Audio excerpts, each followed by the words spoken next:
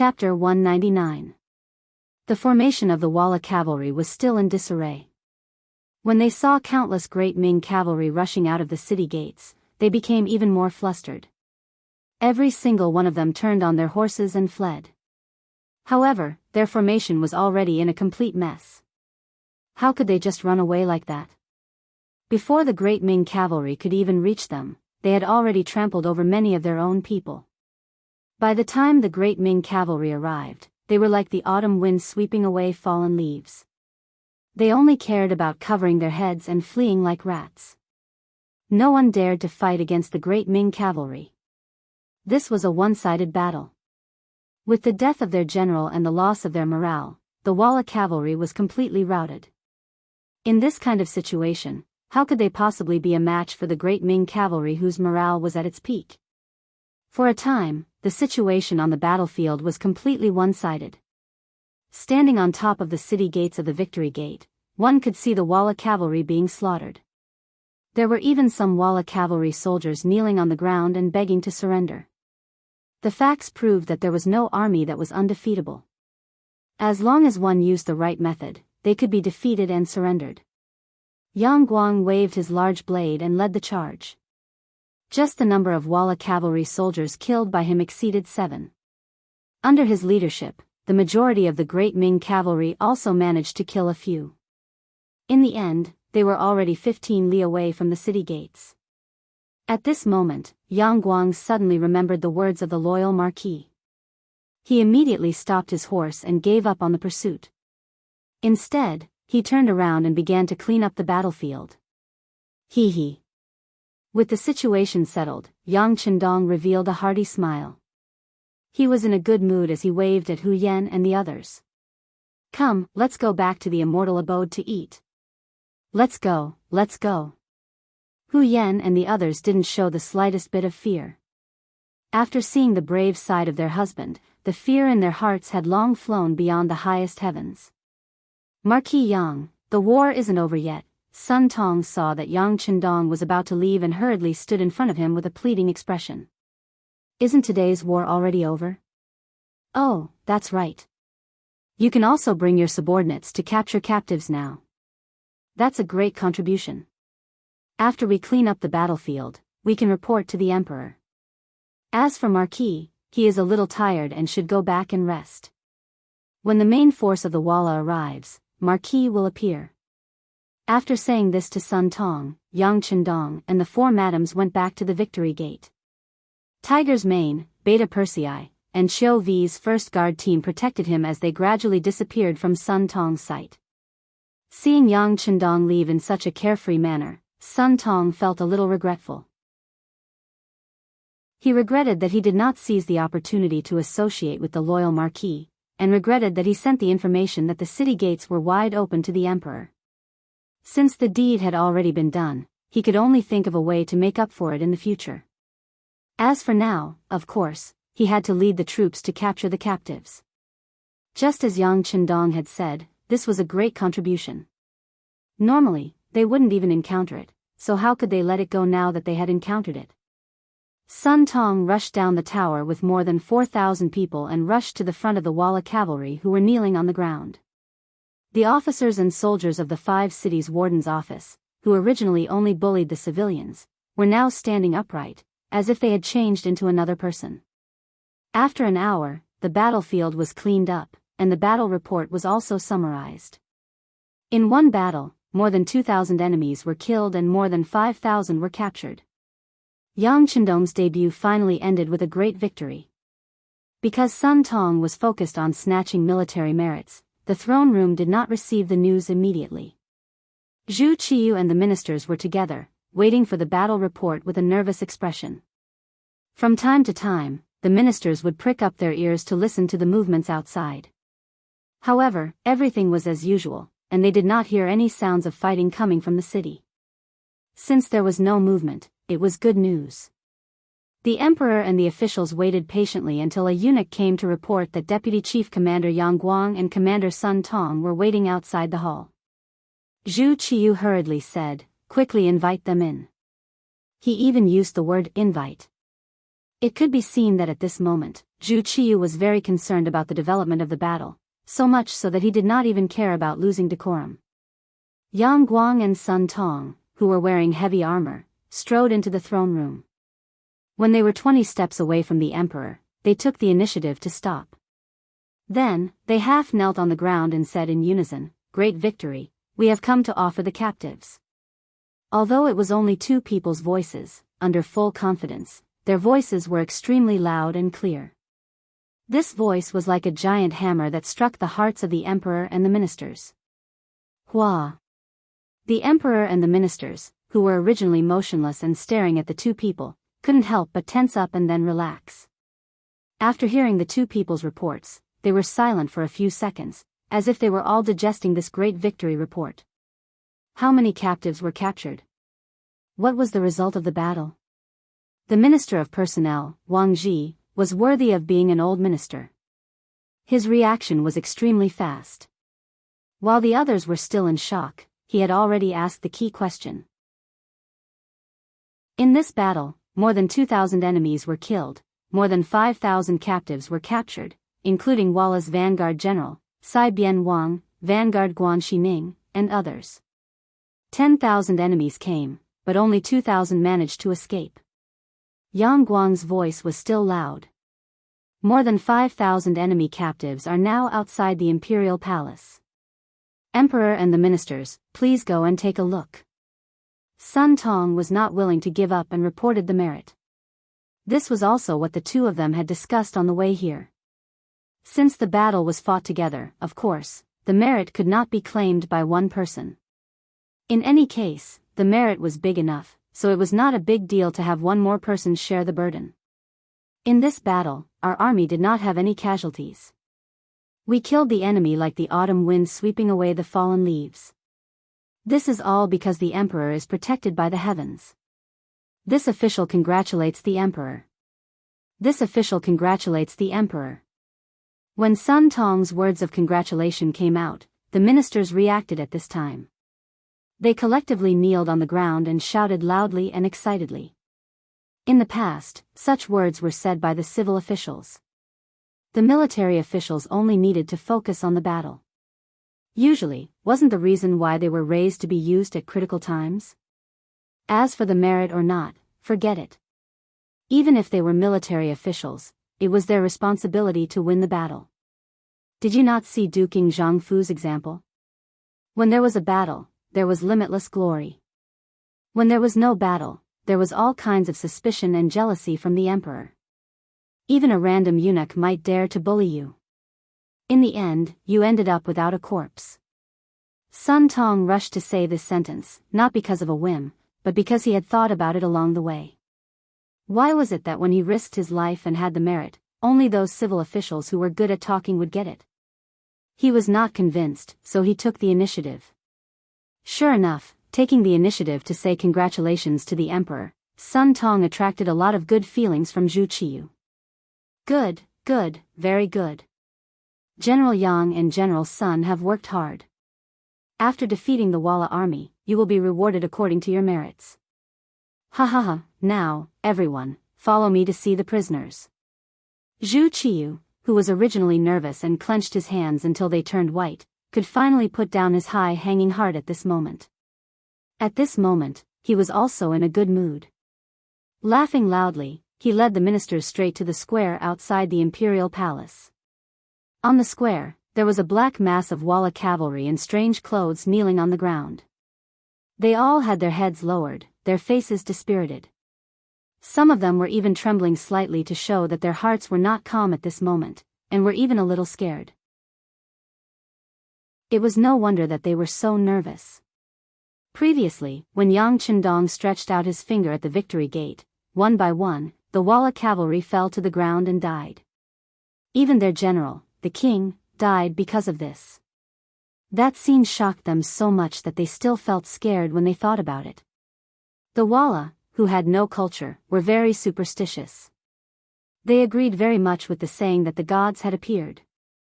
Since even the gods wanted to help the great Ming Empire, how could they fight this war? Surrendering and atoning for their sins might be able to exchange for the forgiveness of the gods. More than 5,000 Walla cavalrymen knelt on the ground obediently. Although their hands were tied, with their current mentality, even if they weren't tied up, not many of them would have the guts to resist. When Zhu Qiyu came here with the ministers, he saw this scene in front of him. Looking at the kneeling Walla cavalry, he couldn't see the end of it. The square, which originally looked very wide, was now very crowded. The Great Ming Empire's soldiers and the Walla surrendered soldiers were all over the ground. At this moment, no one doubted Yang Guang and Sun Tong's battle report. They thought that the war should be won, but the result would not be so good. The two generals were exaggerating in order to get military merits. But now it seemed that they were not exaggerating at all. Involuntarily, when the ministers looked at Yang Guang and Sun Tong, their eyes were full of jealousy. People were like this. When in danger, they often thought that it was enough to save their lives, and other worldly possessions could be ignored. But when it was really safe, the thoughts in their hearts would become more and more greedy. This was just a victory, and the Walla's main force had not suffered much damage, but some ministers were thinking about how to get benefits from it. It could be seen that a man who was not content was like a snake trying to swallow an elephant. It was not as simple as saying, "Congratulations, Your Majesty. This is caused by Your Majesty's heavenly power. This is enough to prove that Your Majesty is the true Son of Heaven." Eunuch Jining looked at the seemingly countless captive soldiers in front of him. After his eyes rolled around, he suddenly knelt on the ground and shouted loudly, "Congratulations, Your Majesty. Your Majesty is the true Son of Heaven." Many ministers who were used to flattering also took the opportunity to kneel on the ground and shouted loudly for the emperor's wisdom. The shouts of the ministers made Zhu Qiyu feel like he was floating. At this moment, he really thought that he was the emperor recognized by the heavens, and he was the son of the heavens.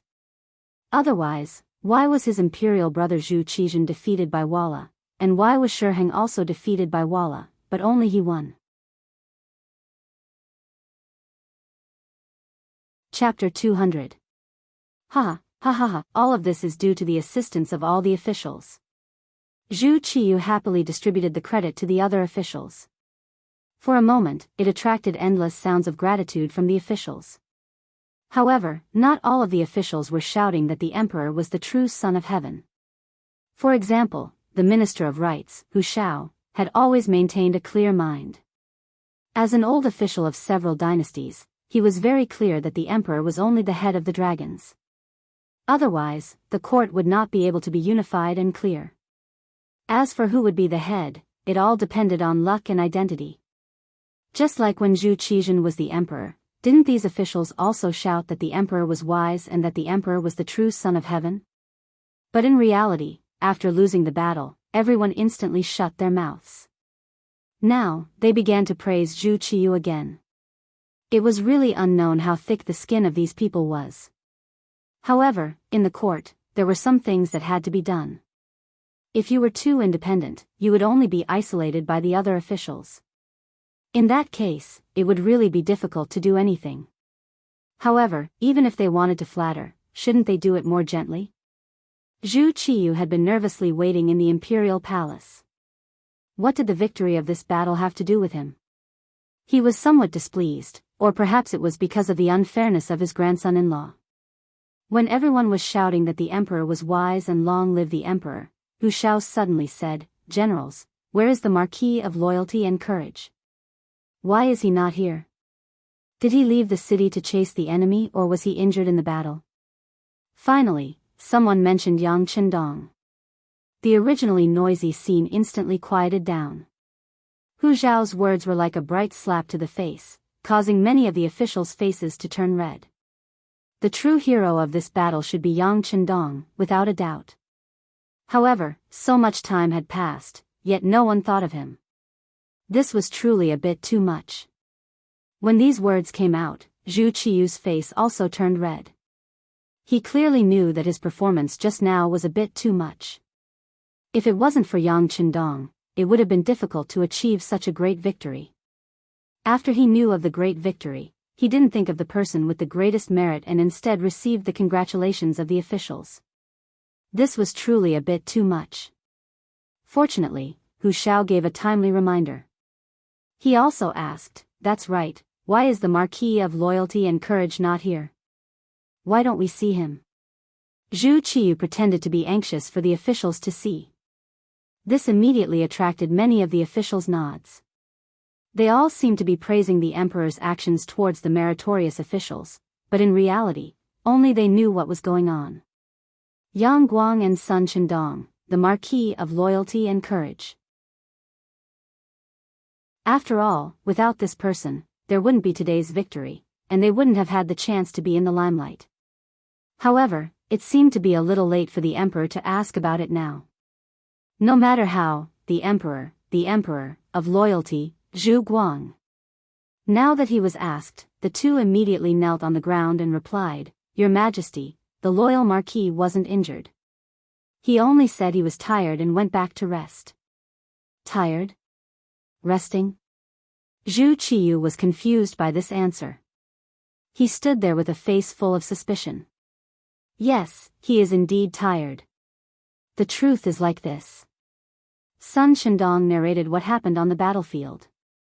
From Yang Chendong's scolding Xi Ning for being unfaithful, unfilial, heartless, and unjust, he pointed out and Xi Ning died. After that, he pointed out that Xi Ning fell off his horse and died, causing the Walla army to lose morale. Everyone listened to Sun Chendong's narration as if they were listening to a heavenly book.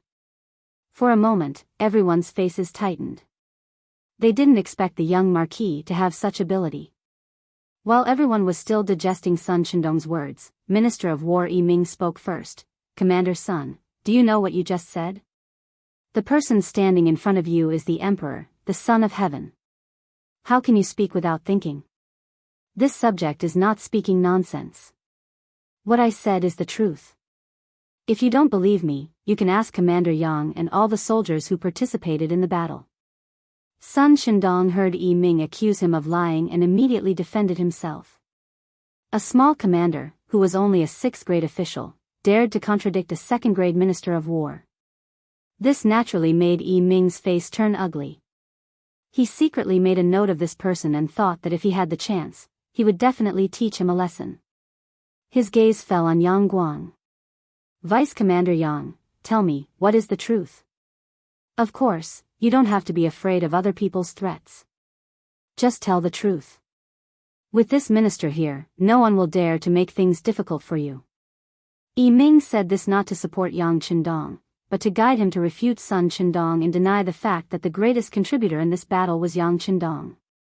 If a minister of war were to question a vice commander, the latter would be scared to the point of wetting his pants. However, Yang Guang, who had just experienced a battle, was full of admiration for Yang Chendong. How could he dare to speak ill of him? He immediately kowtowed to the ground. This general does not dare to speak nonsense. What Commander Sun said is the truth. Wow! As soon as Yang Guang's words fell, the crowd once again exclaimed in surprise. Since the two generals had said the same thing, it seemed that this matter was true. However, how could Yang Chendong kill anyone he pointed at? Could it be that he had some kind of sorcery? Yi Ming stood there with an ugly expression. The two of them were his subordinates in name, but now they dared to refute him in public. It was truly embarrassing. Fortunately, no one's attention was on him, so he didn't lose too much face. After hearing Sun Chendong and Yang Guang's explanation, the officials finally understood why the loyal Marquis was tired and needed a good rest. It was probably because the sorcery he used was too tiring. Of course, some people who knew immediately thought of the mercenaries who had the most advanced firearms. These people only knew that the mercenaries' firearms were very advanced. As for how advanced they were, they didn't know. After hearing what happened on the battlefield today, they had a new view of the matter. Zhu Qiyu was naturally one of the people who knew. But the more it was like this, the more worried he was. This advanced firearm could easily take a person's life from 1,000 meters away. If that was the case, didn't it mean that if one day they wanted to deal with him, he would also have nowhere to hide? As soon as this thought appeared, it was like a large stone pressing down on him, making it hard for him to breathe. He even felt a little restless. As the emperor, the thing he was most worried about was that he couldn't control the situation. Then he wouldn't be able to decide the life and death of others. At this moment, the joy of winning the battle was no longer as strong. Instead, it was replaced with a worried expression. Zhu Qiyu left first, accompanied by head eunuch Jining. Without the emperor, the officials also lost the mood to celebrate. One by one, they turned and returned to their own residences. With today's victory, they could finally go back and have a good night's sleep. In the imperial palace, Zhu Qiyu walked in front with a heavy heart. Behind him, Jining followed step by step. It wasn't until they entered the rear courtyard of the imperial palace and there was no one around that he quickened his pace. He was half a step behind the emperor when he said, "Your Majesty, are you worried about the Marquis of Loyalty?" "Yes." Without anyone else around, Zhu Qiyu finally admitted, "The mercenaries' firearms are too advanced. The Marquis of Loyalty has such a good relationship with them." If they, Zhu Qiyu didn't finish his sentence, but he believed that Jining would understand. In a sense, they were grasshoppers on the same rope. Only when his throne was secure could Jining bask in his glory and hold power. How could Jining not understand this logic? With Zhu Qiyu around, he was the eunuch Jin that everyone admired. Without this emperor, he would probably die without a burial ground. Since the emperor had worries and hidden dangers, he had to think of a way to deal with them. This subject understands. How about this? I will immediately make a trip to the immortal abode and have a chat with the Marquis of Loyalty. At the same time, I will see if there is an opportunity to get in touch with the general of the mercenaries and reach some kind of agreement with them. Jining reported his thoughts to the emperor. Good. Let's work on both sides. In any case, there must be a result. We will not allow anyone who threatens our safety to exist. Zhu Qiyu nodded lightly, his voice carrying a hint of dignity. Immortal Abode. When Yang Qindong returned, he had gained a new title, War God. This was probably what it meant to become a god in a single battle. With just a few pointers, he had created his own legend. According to reliable investigations, not a single member of the Great Ming Dynasty's army had died in this battle. Only a dozen or so people had been injured in the pursuit because they had been too excited. The achievement of repelling 10,000 enemies with 0 casualties was worthy of this title. This was the benefit of having a weapon that transcended time. It wasn't that the Walla was useless, but rather that the Ghost Shadow Sniper Squad's marksmanship was too miraculous. In the Immortal Abode's study, Yang Qindong was listening to the report of the Deputy Chief of the Security Bureau, Yang San, with his eyes closed. Summarizing a battle after a battle was an excellent tradition. Even Yang Qindong was no exception. Before this battle, he had already made plans for the worst-case scenario. That was, the Walla cavalry wouldn't stop and would directly attack. If that were the case, the 4 companies of Cold Vanguard lying in ambush outside the Victory Gate would all attack. If that were the case, no one could guarantee that the Cold Vanguard wouldn't suffer any losses in the chaotic battle. After all, their greatest shortcoming was their lack of numbers. If they really did encounter enemies who didn't fear death, how many people could they kill with 400 guns? Fortunately, the Victory Gate had been opened wide, allowing Wang Zhan to fantasize about such a smooth battle. You can't rely on luck in war. This must be conveyed to Commander Ling Song, as well as to the ears of every Cold Vanguard soldier. Yang Qindong heard from Yang Ben that some of the Cold Vanguard soldiers had different opinions about only lying in ambush and not fighting head-on. After saying that the young master was being too careful, his expression became extremely serious.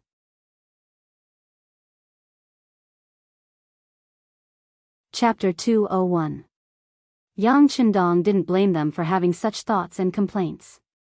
After all, they wielded the most advanced weapons in the world and had undergone the strictest training. However, they couldn't afford to be arrogant. Otherwise, they would suffer a setback sooner or later. Since Ling Feng had the intention to underestimate the enemy, they had to correct the situation. Seeing how serious Yang Qindong was, Yang San hurriedly took out a notebook and wrote everything down. He couldn't help but nod his head. This subordinate will immediately go to the courtyard to let everyone know about this and let them know that young master cares about them. At the same time, inform them that the Wallace vanguard has been defeated, but Yes Hen won't let it go so easily. There will be at least one more battle. Tell them to be prepared. Yang Qindong nodded his head in satisfaction. Then, he thought of the matter in the imperial court and asked, right, after this battle, what are the thoughts of His Majesty and the officials? Has there been any controversy in the imperial court? Young master, this subordinate was just about to report this matter. I just received news from Lord Su Yozhen that not long after you gave the order to open the city gates, the imperial court learned of this matter. After our investigation, we found that it was probably Commander Sun Tong who sent someone to report this news. Because of this, there are people who are slandering the young master, saying that you are colluding with the Walla. The new Minister of War, Yiming, is the main culprit. The Minister of Revenue, Jean Lien, and the Minister of Works, Sherpu, have spoken up in support of this matter. It was only after Minister Hu Meng stepped in that these rumors were suppressed. Do you think we should do something in private? The situation in the capital isn't stable at the moment, so it's normal for a few people to be missing. Yang Sen reported while carefully looking at Yang Qindong. He had already made his intentions clear. Since there were people who wanted to deal with the young master, it would be better to strike first and get rid of him. No. Yang Qindong quickly shook his head upon hearing Yang San's thoughts. The great Ming dynasty's problems don't completely originate from the imperial court. These people are just representatives of Confucianism. Even if all the ministers in the court are arrested, there will still be people who will be re-elected. This is simply a problem with the system. There is no end to killing people. Yang Qindong was very clear in his heart. Looking at the history of China, ever since the Han dynasty revered only Confucianism, the disciples of the Confucian sect were the privileged class, high and mighty. Over the years, they had become accustomed to it. They monopolized education and the officialdom. They were corrupt, conservative, and stubborn. However, they were so powerful that even the emperor had to give face to them. Often, they would support things that were beneficial to them and oppose things that were not. Yang Qindong's appearance was a threat to them. It was just that the fight had not reached the root of the problem yet, so it had not escalated to the extreme. This was also one of the important reasons why Yang Qindong only developed in the business world. Yang Bao's distribution, Immortal Abode, and Sky Beyond Heaven's hot sales, plus the Yang family's bank that was going to be established soon, gave people the feeling that they were thinking of ways to earn money. In the eyes of the Confucians, they were just stained with the stench of money and could not be brought to the table. In truth, all of this was Yang Qindong's intention. He did not come into contact with other industries in order to avoid direct confrontation with the Confucian faction. What he needed to do was slowly infiltrate. Once he had enough influence, some things would naturally come naturally. But before that, not even the emperor could touch this faction, and those who angered him would not have a good end. Why would he want to provoke them? Yi Ming and the others had only tried to undermine him because they did not want to see him gain too much power and merit. In the end, it was still jealousy at work. This sort of mentality was of no consequence to the overall situation, so there was no need to care too much about it. On the contrary, if he killed them now, anyone who wasn't a fool would be able to see that he was the culprit. That would be tantamount to declaring war on the Confucian sect. He wouldn't do such a thankless thing. Yang Qindong had vetoed the decision to attack Yi Ming and the others, so Yang San knew that the time was not right. He immediately expressed that he would only pay attention to these people in the future, but would not take any action. Yang Qindong was very satisfied with Yang San's timely declaration. Very good. The staff of the Security Bureau have worked hard. How about this, when you go out, go to the Chief of Tiger's Mane and get 1 million taels of silver to reward your brothers. Young master, there is still enough silver.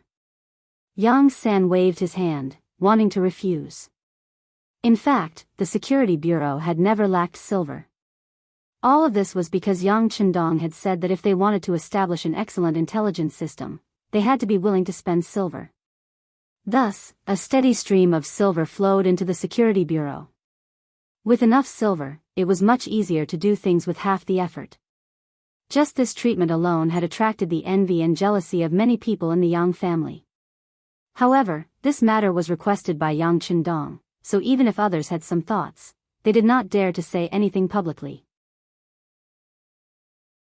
The Security Bureau was not in the eyes of some of the senior officers of the Yang Consortium's new army, but Yang Chendong's weight and authority were not to be questioned. All right, it's settled then. Go and do your work. Without giving Yang Ben a chance to refuse, Yang Chendong waved his hand and gestured for him to leave. Yang San was touched. He knew that the young master felt sorry for his brothers in the Security Bureau. After all, the members of the Security Bureau were sometimes like mice that could not see the sun. Most of them lived in the dark. In order to keep their identities secret, they could not contact their families, get married, and have children. They had to give up all their youth. Sometimes, in order to obtain important information, they had to work hard for a few months, half a year, or even longer. Giving more silver was one of Yang Chendong's ways of compensating them. Yang San suddenly raised his right hand and gave a standard military salute before leaving the study. Not long after, Tiger's Mane strode in. There were not many people who could come to Yang Chendong's side without reporting. Other than Hu Yen and the other girls, only Tiger's Mane and Beta Persei had such qualifications. Young Master, Eunuch Jin Ing is here. He said he brought a new edict from His Majesty. As soon as Tiger's Mane entered the room and saw Yang Chendong leaning against the chair with his eyes closed, he said carefully. Yang Chendong, whose eyes were still closed, acted as if he did not hear Tiger's Mane's words. He asked, "Has the 1 million taels of silver been sent to the Security Bureau?" "Yes, it's been sent. It's the remuneration that His Majesty gave to Ling Feng." "That's good. Arrange a side hall. I'll go see Jining." Yang Chendong slowly opened his eyes. After he got up and stretched, his eyes shone with a dazzling luster again. At this moment, Jining had come to see him. Even if he used his toes to think, he would know why. It seemed that Zhu Qiyu was not confident. Zhu Qiyu was indeed not confident. On one hand, he wanted to use the mercenaries to defeat Walla's great enemy. On the other hand, he was worried that the mercenaries would threaten his safety after their victory. To guard against people and to use people at the same time. Under such contradictory psychology, Jining had come. In the side hall, Yang Chendong and Jining met. After greeting each other, they sat down in their respective seats. Eunuch Jin first praised the loyal Marquis's performance today and even called him a military god. Both the embroidered uniform guards and the East faction guards had their own intelligence agencies. Because they had been established for a long time, their strength could not be underestimated. For example, the fact that Yang Chendong was called a military god could not be hidden from Jin Ying's eyes and ears. Eunuch Jin must be joking. "It's all thanks to His Majesty's good fortune," Yang Chendong said modestly with a smile. "Ah. This battle was won by relying on the advanced firearms of the mercenaries. His Majesty is just someone who spent money." Jining chuckled, but as he spoke, he pointed out the crux of the problem. This eunuch was clear about everything. "You're just a military god who used advanced firearms. It can't be taken seriously. Moreover, even if the mercenaries were hired, the emperor would be the one paying for it. Your contribution would be even less." Yes, Eunuch Jin's words are very true. Yang Chendong's expression did not change. He did not even have the intention to deny it. For this matter, Zhu Qiyu had spent 10 million taels of silver. Although half of it had been in the form of property, it was still wealth. The fact that Yang Chendong had so easily admitted it made Jining feel like he had punched cotton, and his complexion turned rather nasty. When he had come, he had already prepared himself for Yang Chendong to ask for a reward. He had even prepared the words of reprimand so that he could use this opportunity to suppress this marquis of loyalty and valor. But Wang Chendong had no intention of asking for a reward, so what could he do? He couldn't just go and reprimand a meritorious subject without a word. If he did that, he would be going too far. After all, the main force of the Walla had yet to arrive at the capital. If he got rid of the donkey after it had left the millstone and he couldn't deal with the mercenaries, wouldn't the capital be in danger? He could not bear such a heavy responsibility. Yang Chendong's low profile and modesty had ruined Jianying's plans. But Jianing had followed several emperors, so he was able to react quickly. He looked at Yang Chendong and said, "Marquis of Loyalty and Valor, His Majesty is extremely satisfied with the performance of the mercenaries in this battle. He ordered this duke to reward the mercenaries no matter what. The imperial kitchen has prepared a lot of food for this occasion. Marquis Yang, why don't you tell them so that they can make things easier for you? At the very least, His Majesty should act as a host." Listening to Jianying's words, Wang Chendong knew that Jianing still wanted to go around him and get in touch with the mercenaries. Since this was the case and they had prepared delicious food, how could he not take advantage of this opportunity? If he could save on the immortal abode's food, why not? He smiled and said, "All right, since it's His Majesty's wish, this marquis will send someone to accompany Jin Gonggang to the mercenary camp's courtyard."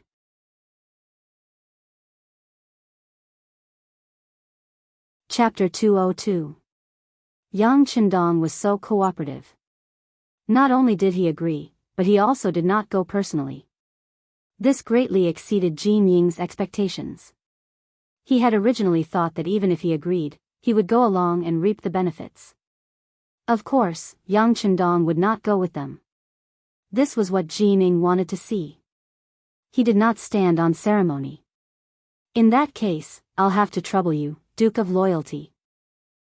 No problem, no problem." Seeing that Jianing did not invite him to go with them, Yang Chendong looked at him with annoyance. He could even imagine that once Zhu Qiyu really contacted the mercenaries, she would immediately kick him out. She might even find a crime to confiscate his family property. This was the scheming of an emperor. Sometimes, the emperor would turn hostile and refuse to acknowledge the other party's kindness. However, no matter how much Zhu Qiyu calculated, he would never have thought that the real mastermind behind the mercenaries was Yang Chendong. His methods would be useless in the end. In fact, it was not just Zhu Qiyu. None of the old foxes in the imperial court would have thought that the mercenaries, who had such advanced firearms, would have anything to do with a young man who was not even 20 years old. It was precisely because no one could guess that Yang Chendong did not cause everyone to boycott him in advance. Jianing left happily. Tiger's Mane followed Yang Chendong's orders and accompanied him to the courtyard of the mercenaries' barracks. Yang Chendong had mentioned this when he met with Commander Leng Song and the others yesterday. Once they won the battle and displayed their great strength, the emperor of the Great Ming Dynasty would certainly think of a way to contact them and deepen their relationship. This was something that would be difficult to avoid. Instead of thinking of all sorts of ways and excuses to avoid it, it was better to meet them openly. In any case, there would be no promises. On the contrary, there would be some benefits. Why not? Jianing did not know about this. He only knew that if he had the chance to meet with the mercenaries alone, as long as he could establish a good relationship with them and make them work for him, it would infinitely increase his authority. In this way, even in front of the emperor, Zhu Qiyu, he would be able to speak with more confidence.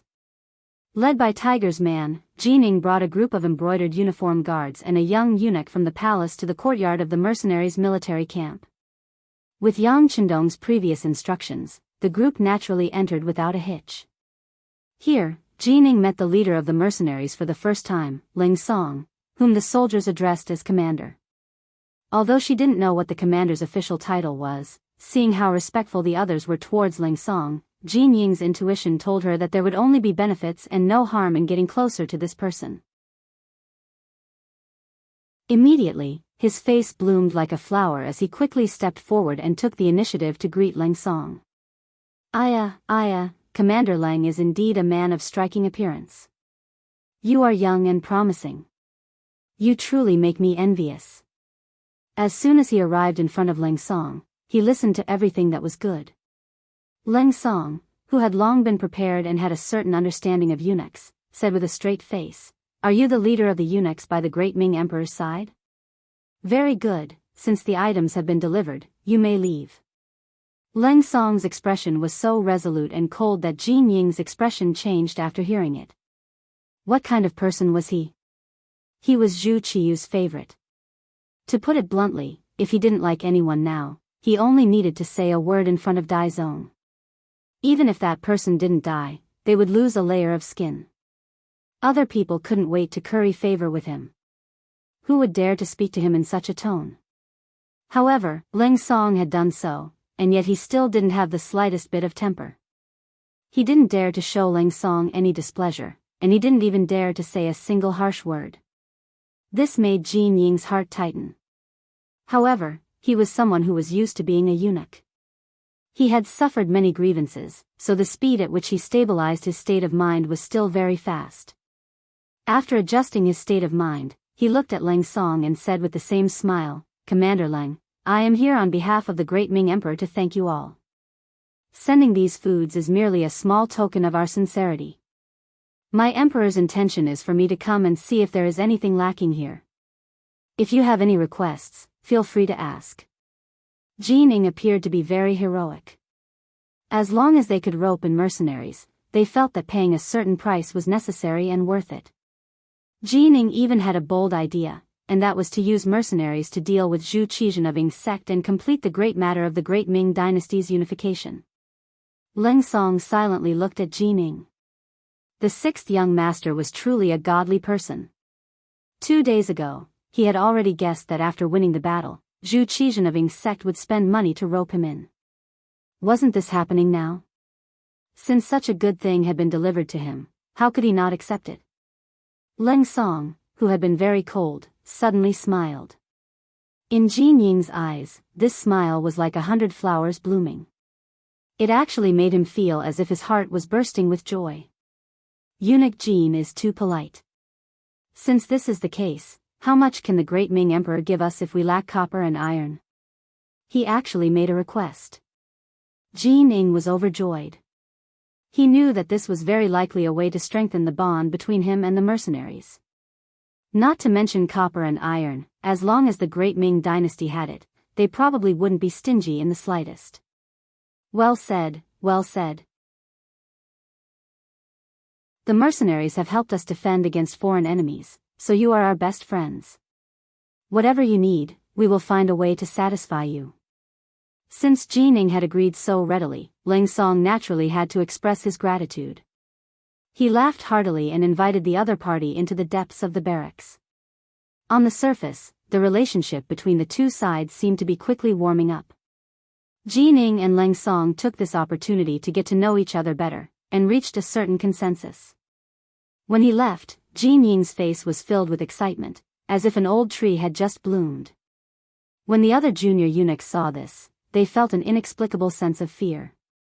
They seemed to have seen eunuch Jin Ying regain his manly vigor. He was probably going to find them at any time to have some fun. There were many times when the world of eunuchs was unknown to outsiders, and they couldn't understand it. Perverted people often had many perverted methods, and these methods were often used to make senior eunuchs happy, while the junior eunuchs had nothing left to live for. Not long after Jin Ying left, an inconspicuous man dressed as a woodcutter walked out from the rear courtyard of the barracks, heading straight for the immortal abode. No one knew that this inconspicuous man was a secret agent from the Security Bureau. He wanted to report the details of Leng Song and Jin Ying's conversation to the sixth young master. In the palace, Jin Ying was delighted to see Zhu Qiyu. She then truthfully reported to Zhu Qiyu what she had discussed with Commander Leng. "Your Majesty, this subject has already found out that the headquarters of the mercenaries are at sea, on a large ship. They don't have a fixed residence, and will go wherever they are needed. Most of the mercenaries are from the great Ming dynasty, but because they can't survive under the harsh governance of the local officials, they have no choice but to take the risk and seek a living at sea." Jin Ying proudly told Zhu Qiyu everything she knew about the mercenaries. Those corrupt officials. When Zhu Qiyu heard this, his face was filled with anger. For such talented people to be chased out of the country, those local officials were the sinners of the country. Yes, corrupt officials should be killed. But if it weren't for their actions, these people would only be decent soldiers at best.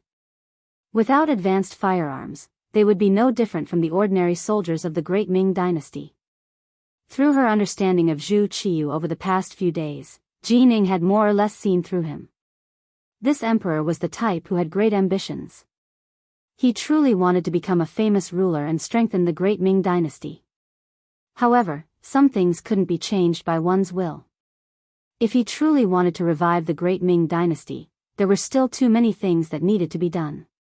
How to strengthen the Great Ming Dynasty was a grand goal to begin with. It was difficult to explain in a short amount of time.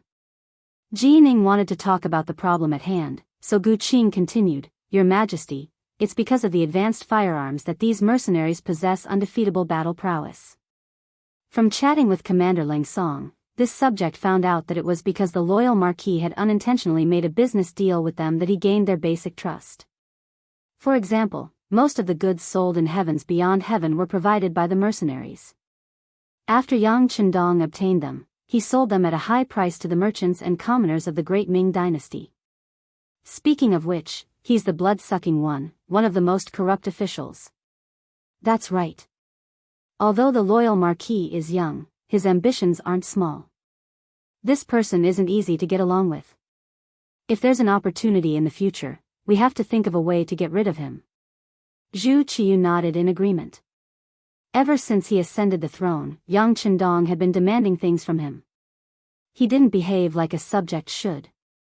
It was precisely because Yang Chendong protected his imperial brother, Zhu Qizhen, that the Great Ming Dynasty was suddenly split into two halves. Although he did contribute to the defense of the capital this time, how much money did he get from the Great Ming Dynasty's treasury and how much imperial property? A subject who profited from the country's war was truly infuriating and deserved to be killed.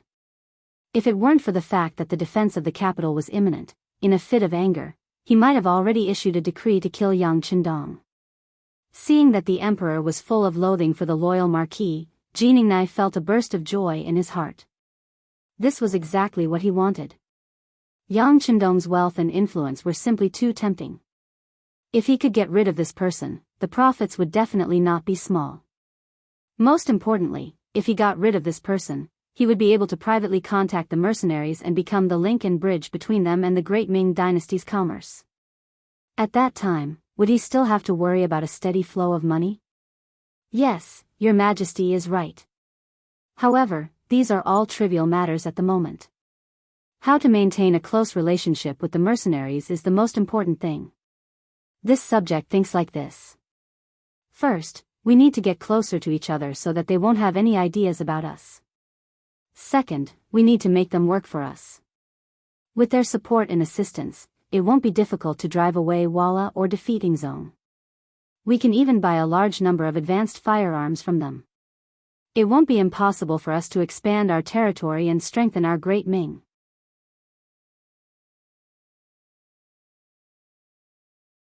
Chapter 203. Zhu Qiyu's blood surged when he heard Jin Ying's words. Wasn't this person talking about his life goal? When he heard that he could buy a large amount of advanced firearms from the mercenaries, he became even more excited. Beloved official, are they really willing to sell such advanced firearms to us? Zhu Qiyu couldn't be blamed for asking this question. The mercenaries' strength lay in their advanced firearms. If everyone used the same level of weapons, the Great Ming Dynasty, which had sufficient soldiers, could destroy the mercenaries in minutes. Selling one's foundation to others was a short-sighted action. Zhu Qiyu didn't think that this matter was very feasible. It's possible. Your Majesty, to be honest, this subject also thought that it was impossible. However, when Commander Leng mentioned that he needed a large amount of copper and iron, this subject casually mentioned that Your Majesty was very interested in the advanced firearms in their hands. Unexpectedly, Commander Leng agreed on the spot that as long as we could provide them with the materials they needed, he would personally gift us an advanced firearm as a tribute to Your Majesty. As for the need for more firearms, he would need to return to the sea and report to his leader before he could make a decision. When Jining said this, he was eloquent and eloquent. From the looks of it, he was clearly trying to show off his achievements. Is that really possible? That's great. This way, we can give them as much copper and iron as they need, as long as we have them in our national treasury. Although we can only get one first, we have a lot of skilled craftsmen in the Great Ming Dynasty. So, we will be able to imitate them very soon. At that time, we will be able to sweep the world, ha ha ha. Zhu Qiyu's brain reacted very quickly. At this moment, he seemed to be able to see many advanced firearms at his disposal and the scene of him conquering the world. Yes, this subject understands. Seeing that Zhu Qiyu had agreed, Jining also sighed in relief. Previously, he had agreed to the other party's request for copper and iron without asking the emperor for permission. He was afraid that he would be blamed. Now, it seemed that he didn't need to worry. But then again, in order to obtain an advanced firearm and the friendship of the mercenaries, the price they had paid this time was too great. Just the copper and iron alone was promised to be 1,000,000 tons. This was already 3/5 of the amount in the Great Ming Dynasty's national treasury, and it had been accumulated since the time when they became ancestors. Looking at it this way, the capital they paid was too much. But when he thought about the friendship between the two countries and an advanced firearm, it seemed to be worth it. Immortal abode. The information from the Security Bureau was sent to Yang Chendong. Ha ha ha, very good, it's done. In the study, Yang Chendong's joyful laughter could be heard. There were a lot of science and technology books stored in the warehouse. They were supposed to be distributed to the troops for them to study. Now, Yang Chendong took out a portion of it and gave it to the researchers in Crimson City. Those people were originally 1 in 1,000 talents. Now that they had the materials they could learn from, they could do things with half the effort. The development of the city was changing day by day. With ready-made firearms and detailed books, it was not difficult for him to not improve. The only thing that hindered its development was the lack of raw materials. For this matter, Yang Chendong had even made preparations to attack the Japanese Empire. As everyone knew, the Japanese Empire was located in the middle of the ocean and was made up of several islands. Because of its special geographical location, they had a lot of gold and steel mines. These were the things that Yang Xia needed to develop. However, the Ryukyu kingdom had not been completely stabilized. If he sent troops to the Japanese Empire now, he would feel that he was stretched thin, which was why it had not taken shape yet.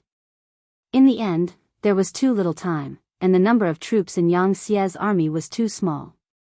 Since he could not immediately attack the Japanese Empire, Yang Chendong had to reconsider where he could get more copper and iron for Crimson City's development.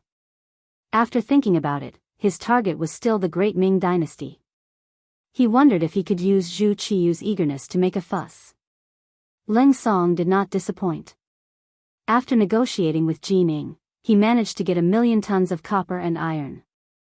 With these things, it could be imagined that the problem of Crimson City's raw materials had been temporarily solved. How could he not be happy? As for whether or not the Great Ming Dynasty would replicate the advanced firearms, Yang Chendong was not too worried. Even with a ready-made firearm, it would take a long time to replicate it. When that time came, who knew what the situation would be like?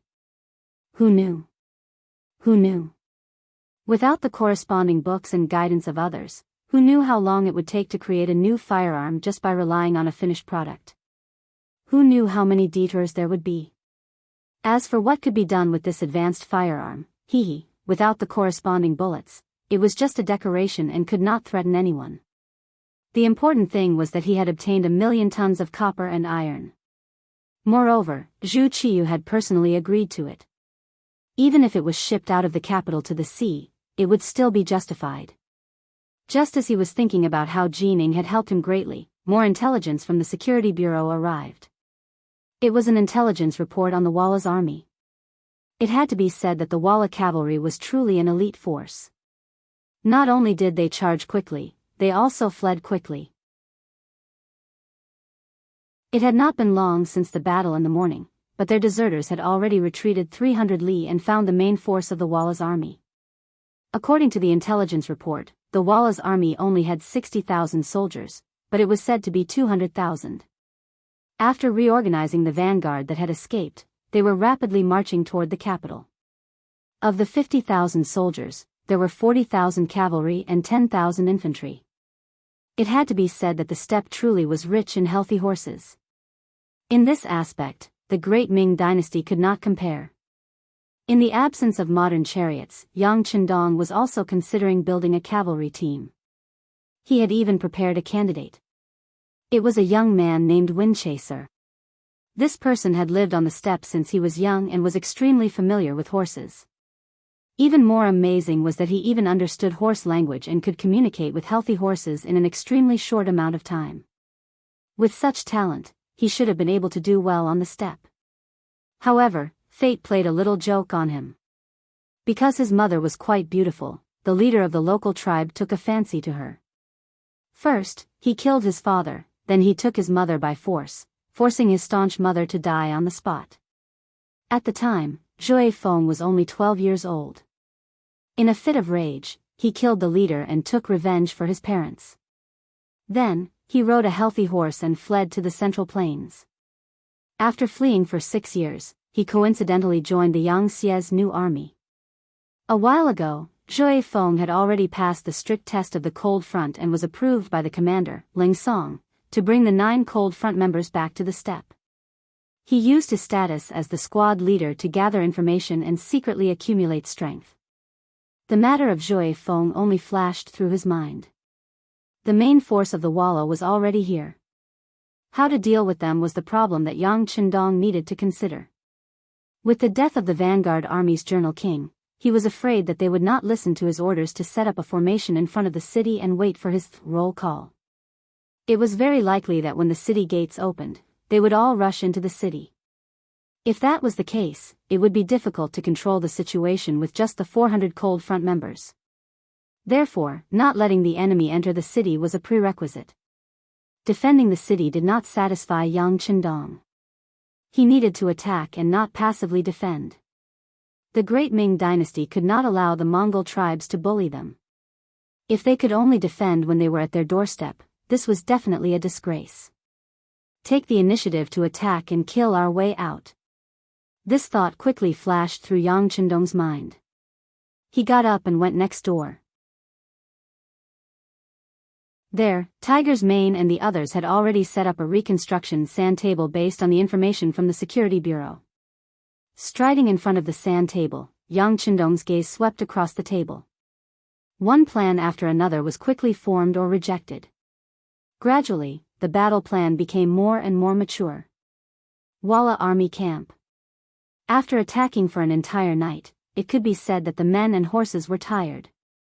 Most of the soldiers were resting in their tents. However, as the leader, Yes Hen could not sleep. He was holding an impromptu meeting with his generals to consider the upcoming battle with the Great Ming dynasty. Participating in the meeting was his other brother, Borimo, the general's grandfather, and other tall Mongol warriors with a valiant aura. Everyone, the news of the Journal King's defeat and death should be known to everyone. What do you think? As the de facto leader of Walla, Yes Hen had a dignified aura. Compared to the Great Ming dynasty, the people of Walla acted more rudely and directly. As soon as Yes Hen finished speaking, the general's grandfather took the initiative to stand up and loudly said, "Leader, we have the world's fastest horses and superb riding and archery skills. We only need to rush into the Great Ming dynasty's capital. With our warriors, who can stop us? As for the periodical king being killed, I think he simply wanted to imitate the Han people and hold a meeting before the battle. This gave the other side the opportunity to be attacked by our unknown hidden weapons. It's nothing to worry about." The general's grandfather was a famous warrior in Walla. He was known for his extraordinary strength and superb archery skills. After many military achievements, he was favored by Yes Hen. Naturally, when he spoke, there was no need to worry so much. Yes, we only need to kill with our army. At that time, no matter what the other side has, they will not be able to succeed. Facing Emperor Ingzong's 500,000 troops, we can win. Now, there are only 10,000 enemies. It is not enough to worry about. After the general's grandfather took the lead, the other generals also shouted loudly and expressed their opinions.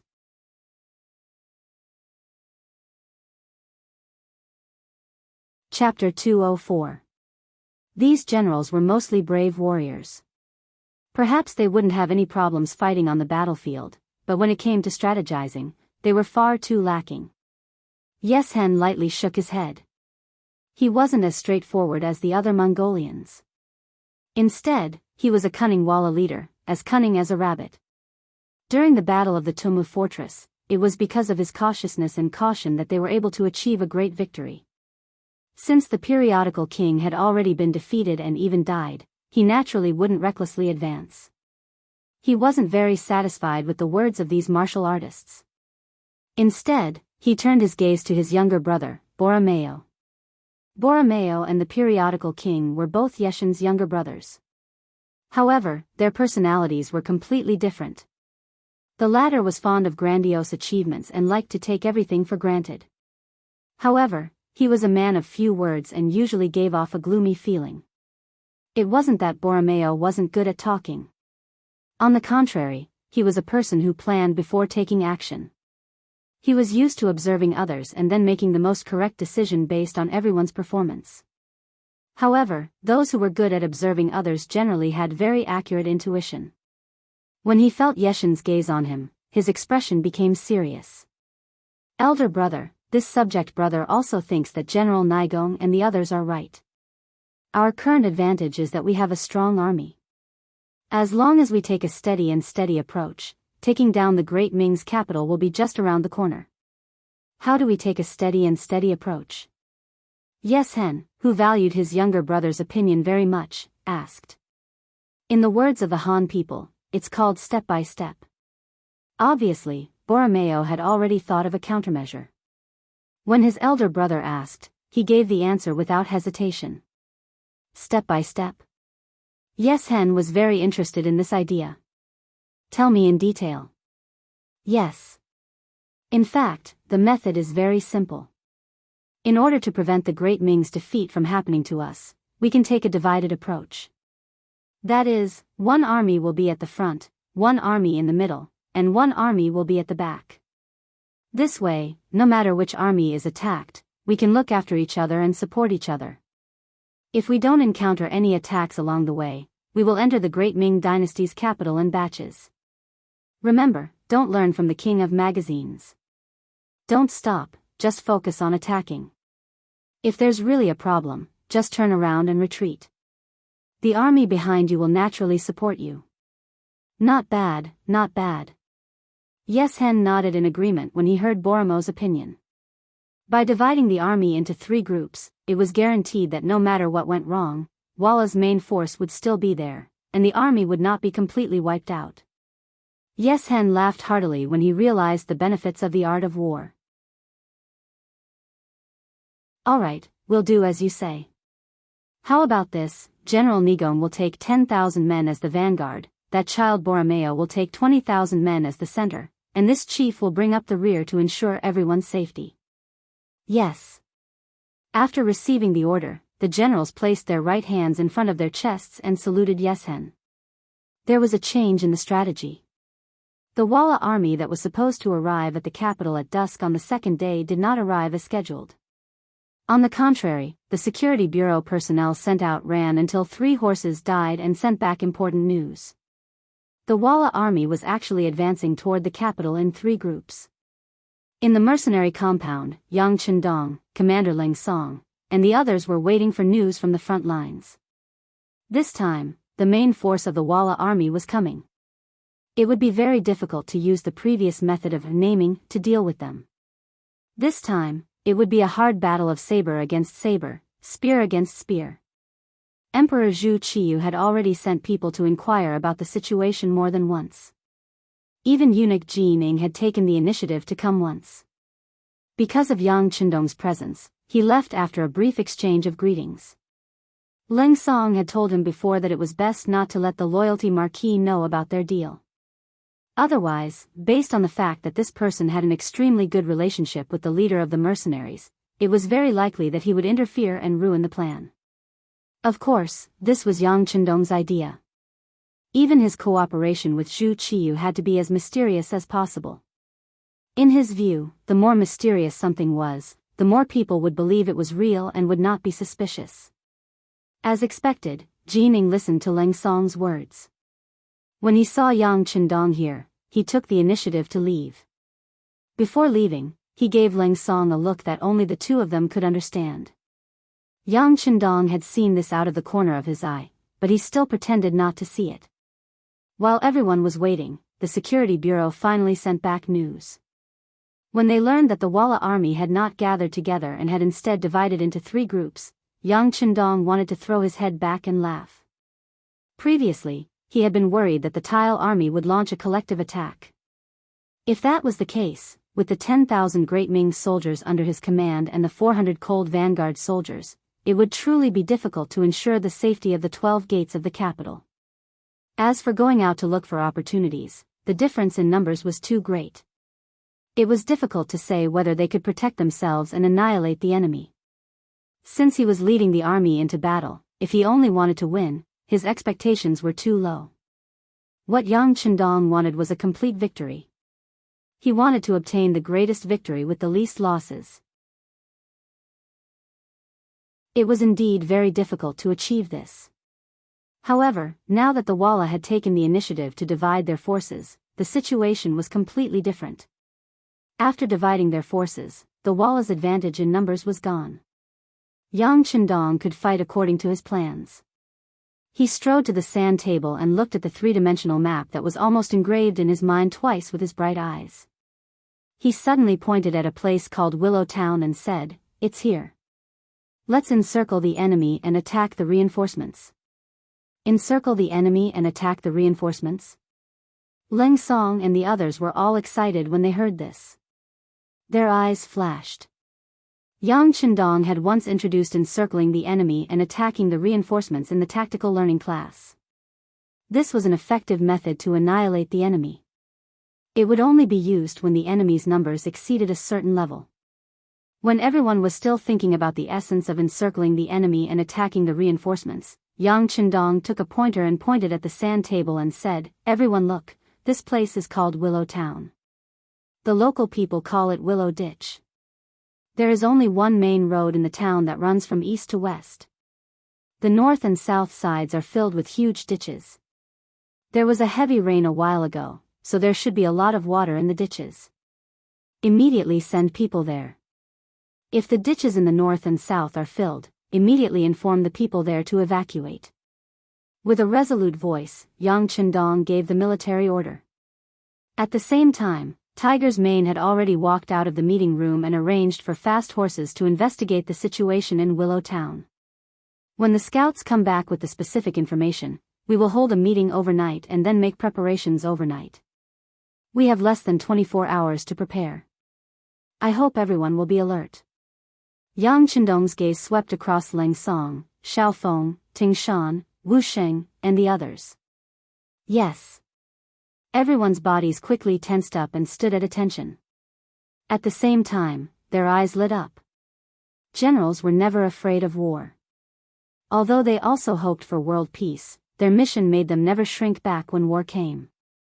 In their hearts, they even hoped to achieve great things on the battlefield. The scouts left the city in the night. Now that the 5 city warden departments were under Yang Chendong's command, it was very easy to send people out of the city. 4 hours later, the fast horses came back from Willow Town, which was 30 li away. They reported that the ditches were filled with water, and that the ditches were 2 zhang wide and 1 zhang deep. Inform Vice Commander Yang Chendong and the 5 commanders to come here for a meeting. Hearing that the situation was as he had expected, Yang Chendong's eyes flashed with determination.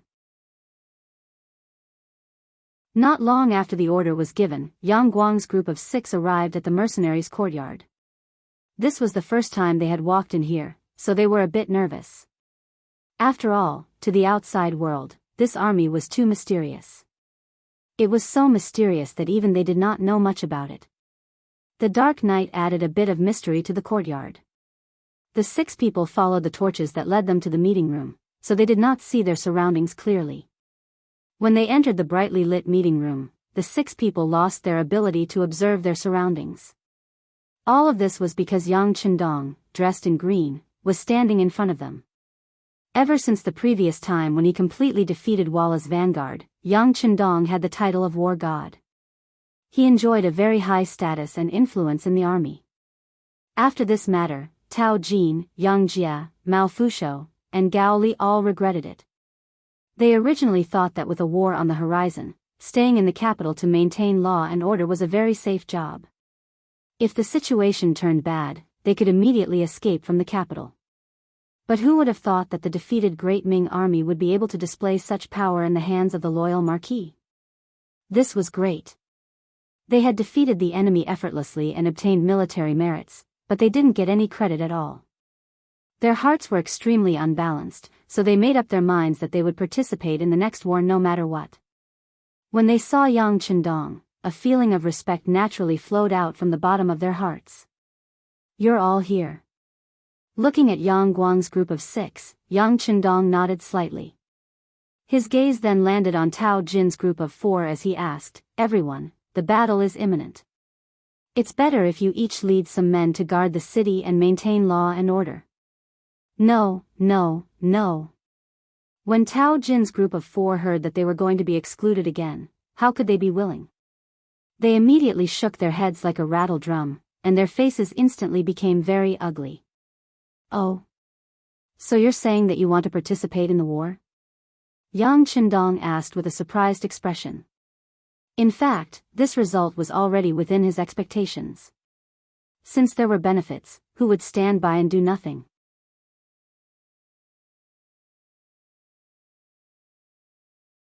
Chapter 205. Yes, we want to join the war. Tao Jin and the other 3 held their chests high, as if they were using their actions to tell Yang Chendong that they were men, and they were also the young generals of the 5 cities' warden's office. Seeing that the 4 of them were so determined, Yang Chendong nodded his head. Since you want to join the war, Marquis can agree to it. But there is one thing that needs to be emphasized. On the battlefield, no matter who it is, they must obey military orders. If anyone disobeys, they will be punished by military law and beheaded without mercy. Yang Chendong spoke seriously, but Tao Jin and the other 4 were even more serious. They nodded their heads solemnly, indicating that they would listen to Yang Chendong's orders and arrangements. Since that is the case, come over, I will announce the battle plan. Yang Chendong turned around and walked towards the sand table. He held a pointer in his hand and pointed at the sand table as he spoke of the battle situation and issued orders. According to the scouts, Walla's army is divided into 3 groups and is heading towards the capital. The first group is a vanguard of 10,000 cavalry, led by General Walla's grandfather. Marquis has seriously studied this man. He is a man who is not afraid of death. His personality is straightforward and he kills without blinking an eye on the battlefield. But usually, this kind of person will not beat around the bush. If Marquis did not guess wrongly, he will definitely take the shortest route to the capital tomorrow. Then Willow Town will be his only route. Willow Town, there is only one road from east to west. There are more than 2,000 people and more than 500 families in the town. The south and north of the town are surrounded by 2 ditches that are 2 zhang wide and 1 zhang deep respectively. It can be said that once we enter the town, as long as we block both ends, there will be no other way out. And what we need to do is to block them here. Tingshan, Tao Jin, Gao Li, where are you? We are here. The 3 people who were called out stepped forward and came in front of Yang Chendong. Marquis ordered that Tao Jin and Gao Li each take 1,000 soldiers. Tingshan, take 100 men from your 3rd company and set up a defense at the exit of Willow Town. Remember, your mission is to block the enemy here and not allow them to advance even an inch. At that time, you may be able to suppress the enemy's charge with long-range shots. Yang Jia, Mao Fusho, each of you will lead 1,000 men and cooperate with Xiao Feng's company of 100 men. When you see Walla's vanguard cavalry enter Willow Gully, you will immediately close the gap. This will restrict a portion of the enemy's forces and reduce the pressure on our allies. At the same time, you must prevent the enemy from breaking out from here. Sun Tong, take 1,000 men and cooperate with 4th Company Commander Wu Sheng. Wait for Walla's main force, which is that child Boromeo's troops, to send reinforcements to Naigong. No matter how fierce the attack is, you must not take a step back. When Xiao Feng, Yang Jia, and Mao Fusho stabilize the situation, they will come to support you. No need, we can handle it. Wu Xing stepped forward confidently. He looked as if he could complete his mission and didn't need anyone's help. It's good to be confident, but don't feel too much pressure. Also, when you can't hold on any longer, there will be orders for you. At that time, you can retreat to the side and open up a path for that child, Borromeo. Let him enter Willow Gully and become a turtle in a jar just like grandfather. Yang Qindong was very satisfied with Wu Xing's performance. As a soldier, one must have the spirit of fighting for the sake of thousands of people. Otherwise, one wouldn't be an outstanding soldier. After patting Wu Xing's shoulder and having him back down, Yang Qindong's gaze fell on Leng Song and Yang Guang, who hadn't been named yet. Your mission is to restrict Walla's leader, Yes Hen. No matter what, you can't let them advance too smoothly. Yes Hen is a very cunning and suspicious person. As long as he senses danger, he naturally won't recklessly advance. Once the time is right, I'll give the order. All you need to do is lead the army and charge over. When that time comes, you'll have done a great service. Yes, Leng Song and Yang Guang confidently replied. They had absolute faith in Yang Qindong. Since this was his order, it naturally couldn't be wrong. Okay, the order has been given. Is there anyone else who doesn't understand? If there isn't, immediately return to the armory and get a strong bow. Remember, other than cavalry, don't even think about engaging in close combat with the enemy. Just attack from afar. After assigning all the tasks, Yang Qindong calmly waved his hand. Although his blood was boiling at this moment, as a commander, he still needed to maintain his cool. This sort of performance would play a vital role in calming the soldiers. With this order, the army immediately began to get busy. What should have been a peaceful night in the capital was now bustling with activity. The army needed to prepare for battle and leave the city. Such an important matter had to be reported to the emperor and approved. Yang Qindong gave this task to Sun Tong. Marquis Yang, this general really didn't do it on purpose.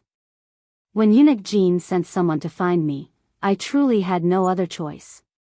Sun Tong saw that Yang Qindong had given him this task and hurriedly tried to explain. He did not want to offend Yang Qindong because of this, as this would only bring him benefits. It's fine.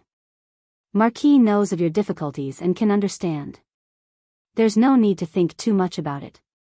Yang Qindong had a smile on his face, but it was just a formal smile. No one knew what he was thinking behind this smile.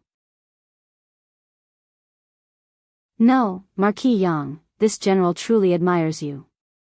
I have already regretted what I did before. This time, please send someone else. Sun Tong kept shaking his head, as if he wanted to express his determination. Yang Qindong stepped forward and placed a hand on Sun Tong's shoulder as he chuckled. Okay, Marquis understands your intentions. How about this? You still need to report. This time, it is Marquis who has asked you to go. It will be different from last time. This smile was much more sincere than before, and Sun Tong immediately nodded in understanding. Although one did not have a very high position in the 5 cities warden's office, one still needed to be smooth and slick in dealing with people, and one also needed to be smart. Satisfied, Sun Tong left and headed straight for the imperial palace. Not long after, Jining heard the news and met with Sun Tong. She heard about Yang Qindong's plans and determination for this battle. Is the main force of Walla's army coming? Commander Sun, what do you think are our chances of winning this time? Jining did not know much about the battlefield. He did not even know where Willow Town was. However, he was better than Wang Zhen in that he would not casually interfere in things he did not know. For example, when it came to military matters, he did not understand, so he would ask for the opinions of others. I am not very sure either, but looking at the Marquis of Loyalty, he should be very confident. At this moment, we should choose to believe in him. Sun Tong did not dare to directly express his admiration for Yang Qindong, so he changed the way he spoke. Yes, we should believe in him. How about this? I will immediately report this matter to the emperor. You wait for the tiger tally. Jining nodded and told Sun Tong to wait where he was. He then went to the back of the palace to find the emperor. It had to be said that Zhu Qiyu was very diligent. He had not yet slept and was still reading some books that the emperor must read. When Jining went forward and said that Yang Chendong was going to lead the army out of the city to fight Walla, his expression became somewhat nervous. Has Walla's main force arrived so soon? I wonder if the Marquis of Loyalty has made preparations. Your Majesty, with the help of the mercenaries, I think there will be no problem. Commander Sun Tong of the Warden's Office of the 5 Cities has come to ask for your opinion and ask for the Tiger Tally to lead the army out of the city. Your Majesty, what do you think? Jining asked carefully. The political power of the Ming dynasty was actually composed of civil and military officials, eunuchs, and the embroidered uniform guards. According to the rules of the past, when the army went out to war, there must be an accompanying eunuch to supervise the army. Only then would the emperor be at ease. However, this obviously did not work for Yang Chendong. Last time, he had refused to accompany the emperor, and the emperor had also agreed. If they were to send an eunuch this time, would the other party think too much? However, if there were no eunuchs accompanying him, if he handed over the Tiger Tally so easily, the emperor would not even have the strength to fight back once he had other thoughts. What are you looking at? Since the Marquis of Loyalty is going to deal with Walla's army, just give him the Tiger Tally. Don't worry, Yang Chendong is the youngest son of Lord Yang Rong. He won't do anything to me. Zhu Qiyu clearly saw Jining's worry. However, he had his own plans. In his opinion, Yang Chendong was a little unique in his way of doing things, but he should not have any thoughts about the throne. Otherwise, when he saved Yingzong, he could have held the emperor hostage and ordered his vassals. However, he did not do so. Now, he would not do something like rebelling. Since the emperor had said so, Jining could only nod and agree. However, for safety's sake, he still said, Your Majesty, why don't I personally go and see how the Marquis of Loyalty is preparing? Is there anything I can help with? That's good. Then you can go. Zhu Qiyu thought that sending Jining was a form of attaching importance to him, so he nodded and agreed. Following Sun Tong, Jining arrived at the courtyard where the mercenaries were stationed. When he saw Leng Song here, he merely nodded as a greeting. This was what the two of them had discussed before. In front of Yang Chendong, they would try their best to pretend that they were not familiar with each other to confuse him. How could he know that this was just Yang Chendong's idea? He wanted to give Jining hope and let him feel that he had a chance. This way, the mercenaries and himself would be safe and they would be able to reap more benefits. Marquis of Loyalty, is the army going to fight Walla? After entering the meeting room, Jining asked knowingly. That's right. It has already been arranged. We're just waiting for Your Majesty's Tiger Tally. Yang Chendong nodded and directly asked for the Tiger Tally. He had no intention of explaining the battle plan to Jining.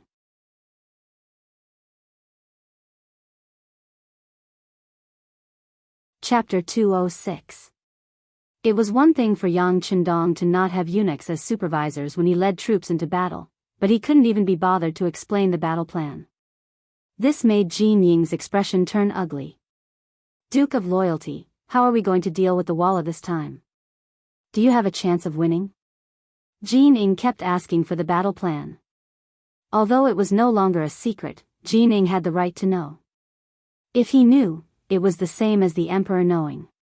But Yang Chendong couldn't be bothered to waste words with him. He still remembered that before he returned, it was this man who had ordered the brocade guards to attack Yangjia village. Yang Chendong didn't settle the score with him because he cared about the big picture. But it didn't mean that he would still speak nicely with him. Thus, in front of Yang Guang, Sun Tong, and the others, he turned around and said, This marquis has spoken for an entire night, and my mouth is already dry. If Eunuch Jin wants to know the specific situation, you can ask someone else. Yang Guang, Sun Tong, and the others' expressions changed when they saw him reject Jining in front of everyone. This was the head eunuch of the ceremony directorate, the favorite of the emperor. Wasn't Yang Chendong afraid that Jin Ing would hold a grudge against him and settle the score later? Tao Jin and the others couldn't help but lower their heads, indicating that they wanted to draw a clear line with Yang Chendong. Yang Guang stood unmoving. Sun Tong looked conflicted and hesitant. But in the end, he raised his head and looked at Jin Ying's deflated expression. Yang Chendong took in everyone's expressions out of the corner of his eye. Then, his gaze landed on Jin Ying. The corners of his mouth curled up slightly. His smile was playful. At this moment, Jin Ying was furious. Ever since Zhu Qiyu had come to power, no one had dared to speak to him like this. Even the current emperor would talk to him in a negotiating tone when he encountered something. However, Yang Chendong actually dared to openly oppose him. This was simply challenging his authority. Jin Ying was furious, but on the surface, she did not show any signs of anger. Instead, she laughed and said, "Fine. Since the emperor has handed over military power to the Marquis of Loyalty, there should not be any problems. In that case, this duke will congratulate the army in advance on their triumphant return. This is the tiger tally. This duke still has to go back and report to His Majesty, so I won't stay any longer. Farewell." After saying that, Jin Ying turned around and left. No matter how one looked at it, her footsteps were somewhat unsteady. It was clear that she was extremely angry. But at the same time, he still had a backup plan in his heart, which was that he did not know the details of the battle plan. If they lost the battle, it would have nothing to do with him. At that time, he could use this as an excuse to punish Yang Chendong. What Jin Ying didn't know was that Yang Chendong would give her this opportunity. Because of Yang Chendong's attitude towards Jin Ying, the atmosphere in the meeting room was extremely tense. Yang Chendong acted as if he didn't see it and said, "All right, go do whatever you need to do. The tiger tally has already arrived. The army will set off in an hour." Yang Guang, Sun Tong, and the others quickly left. They needed to collect their weapons. It would take some time to gather their men.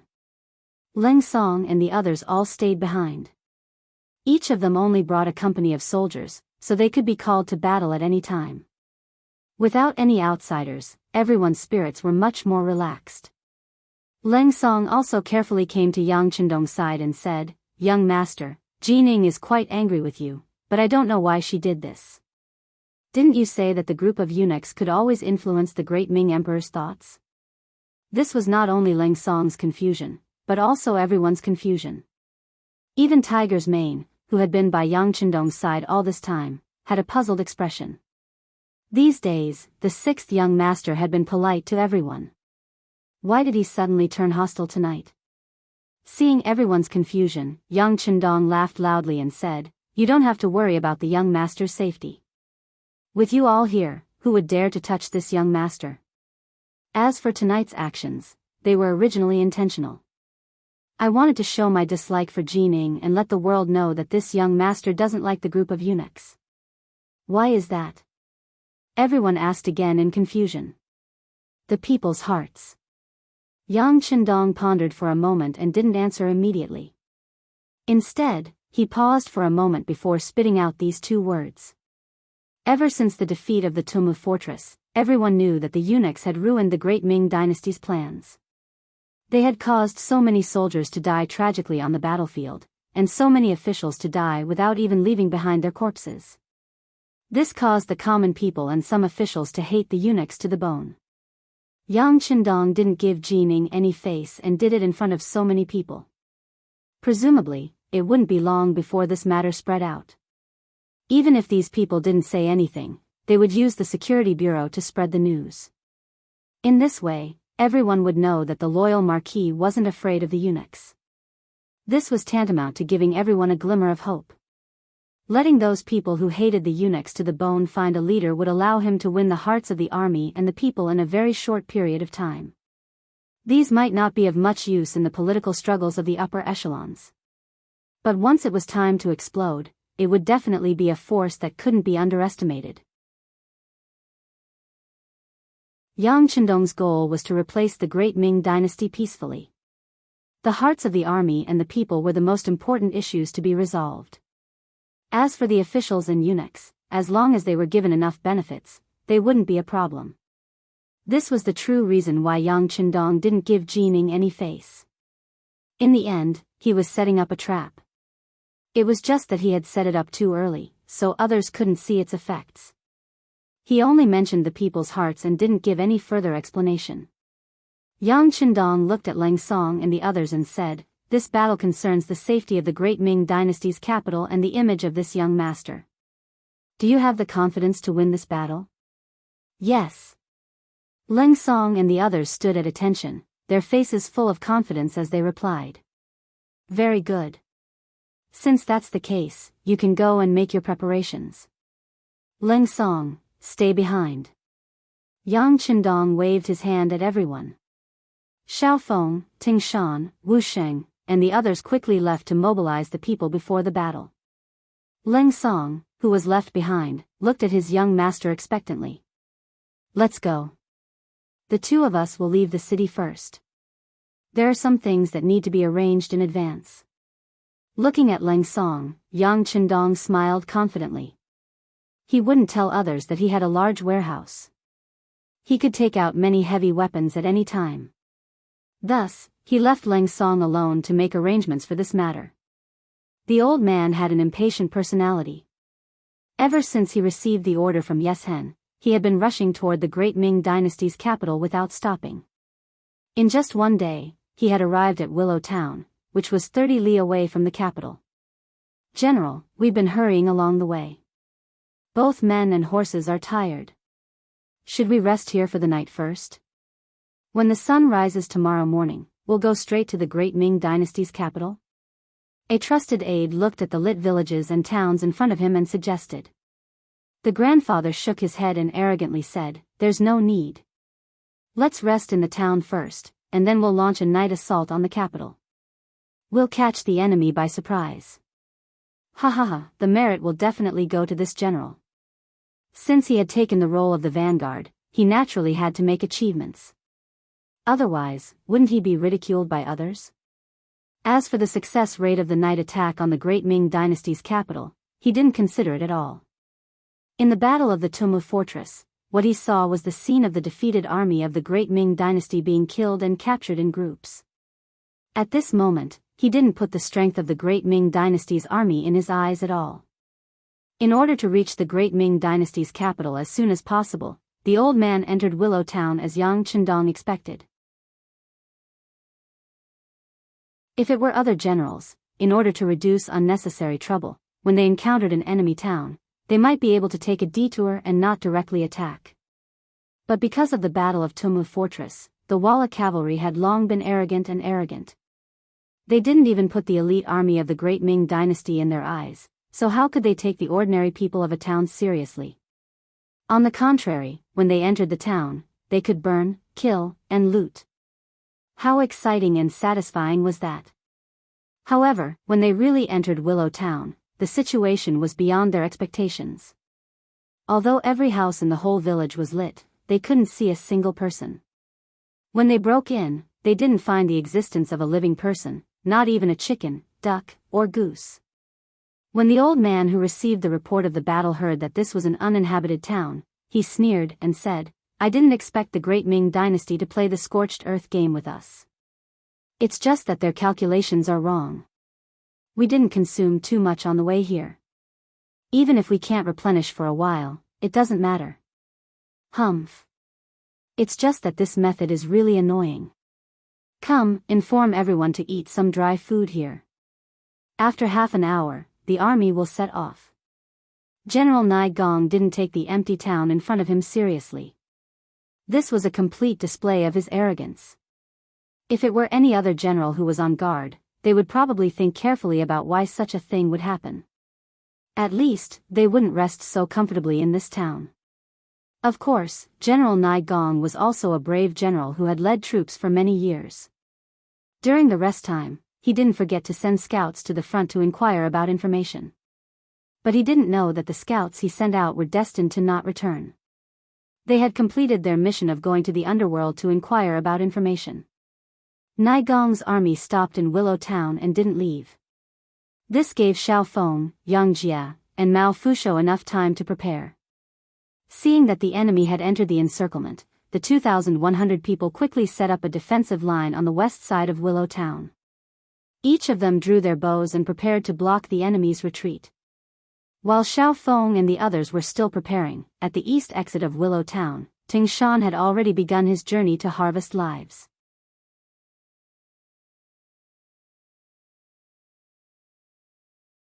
Chapter 207. Xiaofeng, Tao Jin, Gao Li, and the other 2,100 soldiers were the first to enter the battlefield. With sufficient time, they even dug a simple trench for the soldiers to hide in. Just as they finished everything, the sky began to darken. Not long after, the sounds of people chattering could be heard in the distance. This was the sound of Walla's vanguard troops entering Willow Town. The enemy was right in front of them. In an instant, the 2,000 soldiers of the warden's office became very nervous. Some of the soldiers who were participating in a battle for the first time had their palms sweating profusely to express the anxiety in their hearts. This was how they should behave when they were on the battlefield for the first time. For some people, even if it was their second time on the battlefield, they would still be nervous. However, after 100 battles, they would no longer be nervous when they saw the battlefield. Instead, they would be excited. In contrast, the 100 soldiers led by Tingshan were very calm. They first used sharp military shovels to dig a hole in the ground to ensure that they could hide their bodies well. Then, they set up the 95 style in their hands and aimed the crosshairs at the only exit from Willow Town that led to the capital. None of the 100 or so people spoke, nor did they make any extra noise. They gave off the feeling of ghosts in the night. Other than a faint shadow, nothing else could be seen. The lifelessness of the Leng Feng soldiers shocked the surrounding 2,000 soldiers of the warden's office. Among them, there were some people who were quite skilled and thought that they were great. However, when they compared themselves, they realized that the gap between them and the soldiers was huge. Not long after the soldiers finished their preparations, 3 warhorses rushed out of the town and headed straight for the formation they had set up. From the looks of it, they were all lightly dressed. There was no doubt that they were scouts. Position 1, Position 2, Position 3, get ready to fire. Positions 4, 5, 6, and 6, prepare to fire at any time. Seeing the 3 enemy scouts charging towards his formation, Tingshan Company commander, who was leading the formation, only took a glance before losing interest. There were only 3 people and they were not even enough to fill the gaps between the teeth. He could just hand them over to 3 soldiers.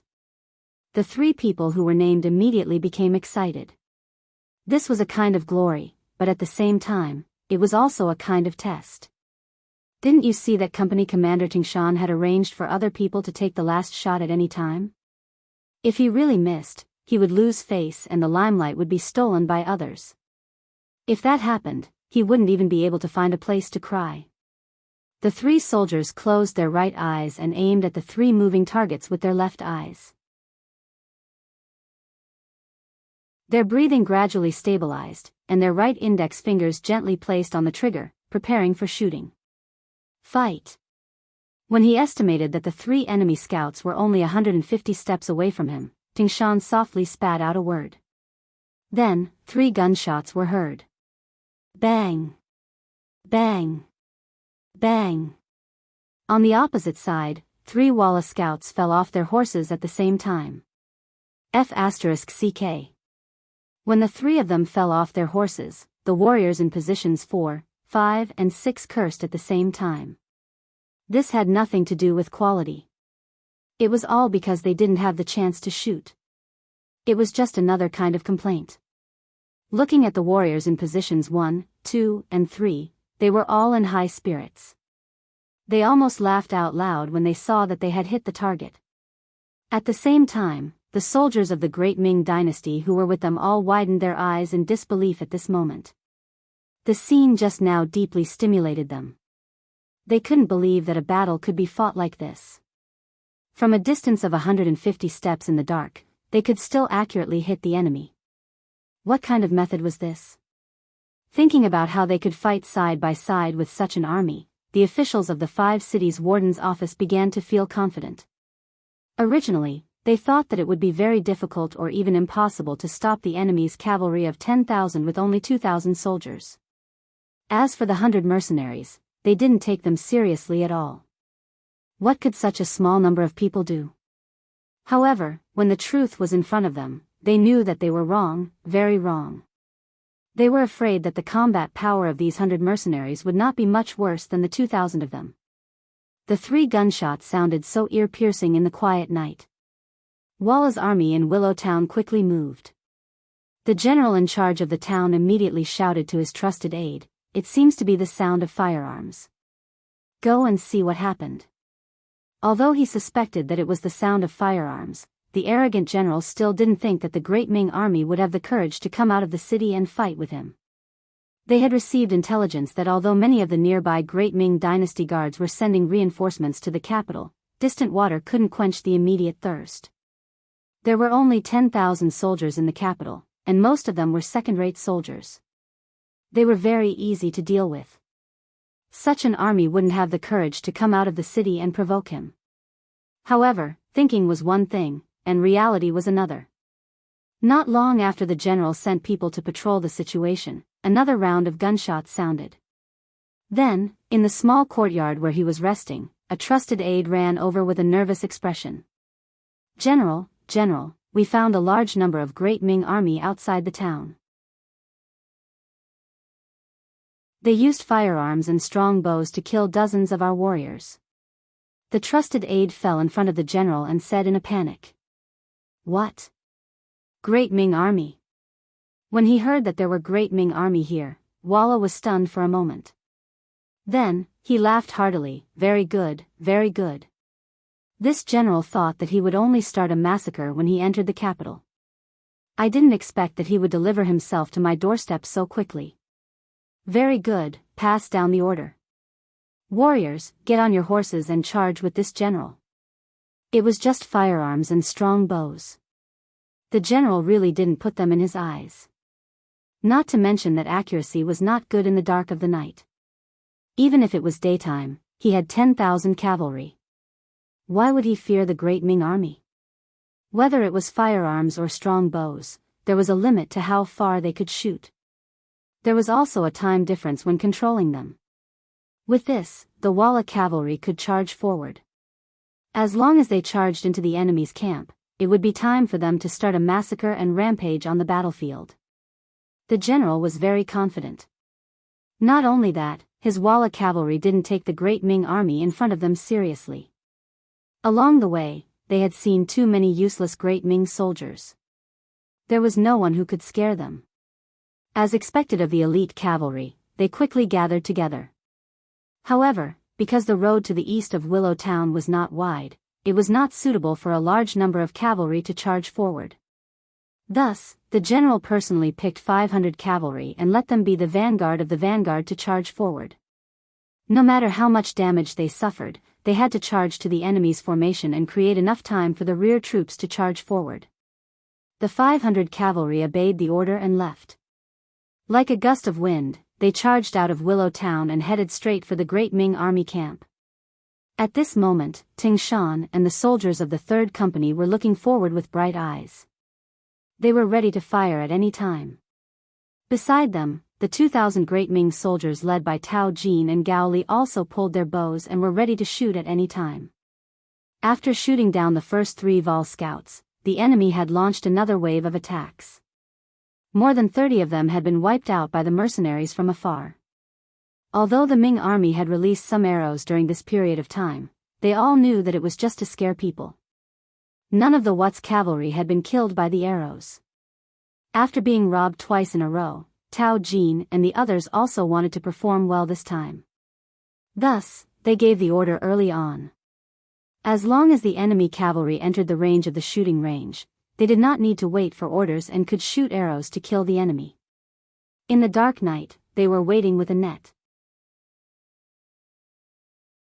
At this moment, the air was filled with a kind of solidification factor, causing everyone's breathing to become heavier. The originally cold night was filled with a warm atmosphere. Within their sight, they could hear the sound of horse hooves coming from afar. Because there were too many cavalry, the ground was trembling because of it, causing every soldier's face to be filled with a dignified aura. They're coming out. In the hope and expectation, a large number of strong horses rushed out of Willow Town. There were also bursts of shouts and shouts. Those were the Walla warriors riding their horses. They wanted to rush forward at the fastest speed and kill the great Ming army. Prepare to shoot. The moment they saw the cavalry rush out of the town, Ting Shan, who was leading the team, gave the order to the soldiers of the 3rd Company.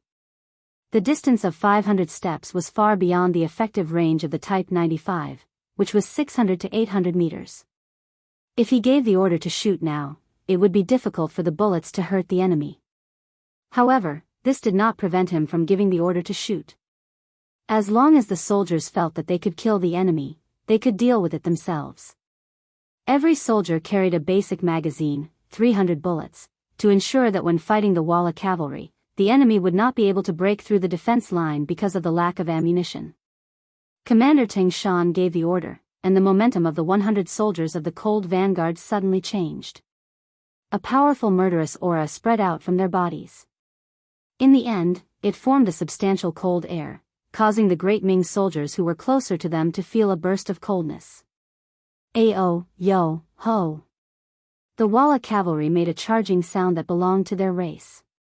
Under the command of their masters, the strong horses quickly closed the distance between the two sides. 350 steps. 300 steps. 250 steps. They had already reached the effective range of the Type 95, but the soldiers of the 3rd Company did not shoot. It was obvious that their usual training was effective. Due to the lack of raw materials such as copper and iron in the arsenal of Crimson City, when the instructor taught the Cold Vanguard soldiers, the most common sentence was to save ammunition and try to shoot every bullet into the enemy's chest instead of shooting randomly.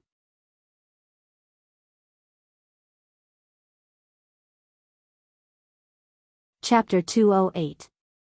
Even though Lang Feng had brought enough ammo this time, he didn't want to waste any bullets. He gripped his gun tightly and stared ahead like an eagle, thinking about the best time to fire. 230 steps, 220 steps, 200 steps.